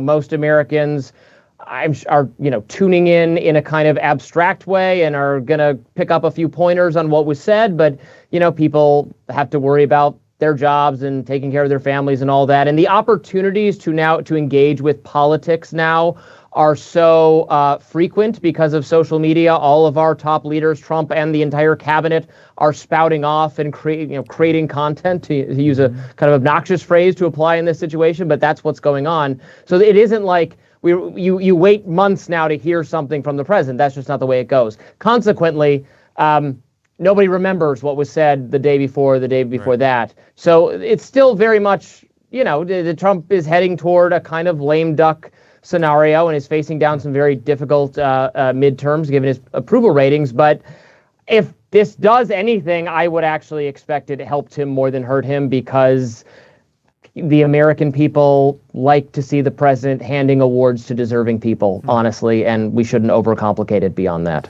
Could I just, sorry. Yeah, Well, just very quickly, I don't want to monopolize the conversation, but to the point about, I've been covering American politics for more than 20 years. At the start of that period, it was always said about State of the Union addresses, this is a president's chance to address the people in an unfiltered way. We get Donald Trump addressing the people in an unfiltered way several times a day now. So that changes the whole nature of State of the Union addresses and their importance or otherwise. Over, under 4 hours of sleep you're getting tonight, Lindsey? Oh, right under. Robby? Go with God, both of you. Tell me what you got coming up on the Hill Rising tomorrow. Oh, we're going to talk about this. We're going to be arguing all day, Robby, because I already know you're just getting started with your support of how lovely it was to see all these awards handed out like this was the Academy Awards. I can't wait to talk about it in the morning. If I'm this enthusiastic about it now, think how enthusiastic I'll be after I've had a pot of coffee 4 hours from now. Well, listen, I thank you guys so much for hanging. It's been obviously a very interesting day for the President of the United States, the Commander-in-Chief, his second term, first State of the Union address. You think about where he is right now heading into the November midterms. Tonight, we heard from Democrats, or at least a Democratic leader, pose the question, is Donald Trump helping you? Is he working for you? Just some of the conversation, some of how both sides are trying to frame this as the American public is coming out of winter, almost headed towards spring. Hopefully soon, as we got another cold day here in Washington, and taking stock of their own lives, what matters to them, what matters to their families, what matters to their communities all across this country. And tonight, a little bit of a peek into the mind of the president, a little bit of a peek into the mind of the Republican Party and the Democratic Party. If you like a slice of politics, you got a lot of it this evening. We'll leave it there. I thank you so much, wherever you might be watching us tonight, for being with us. I'm Blake Burman. I hope to see you on the Hill, 6 p.m. Eastern on News Nation tomorrow night. We're out of here. Have a good night, everyone. Have a good night, everyone. Good night.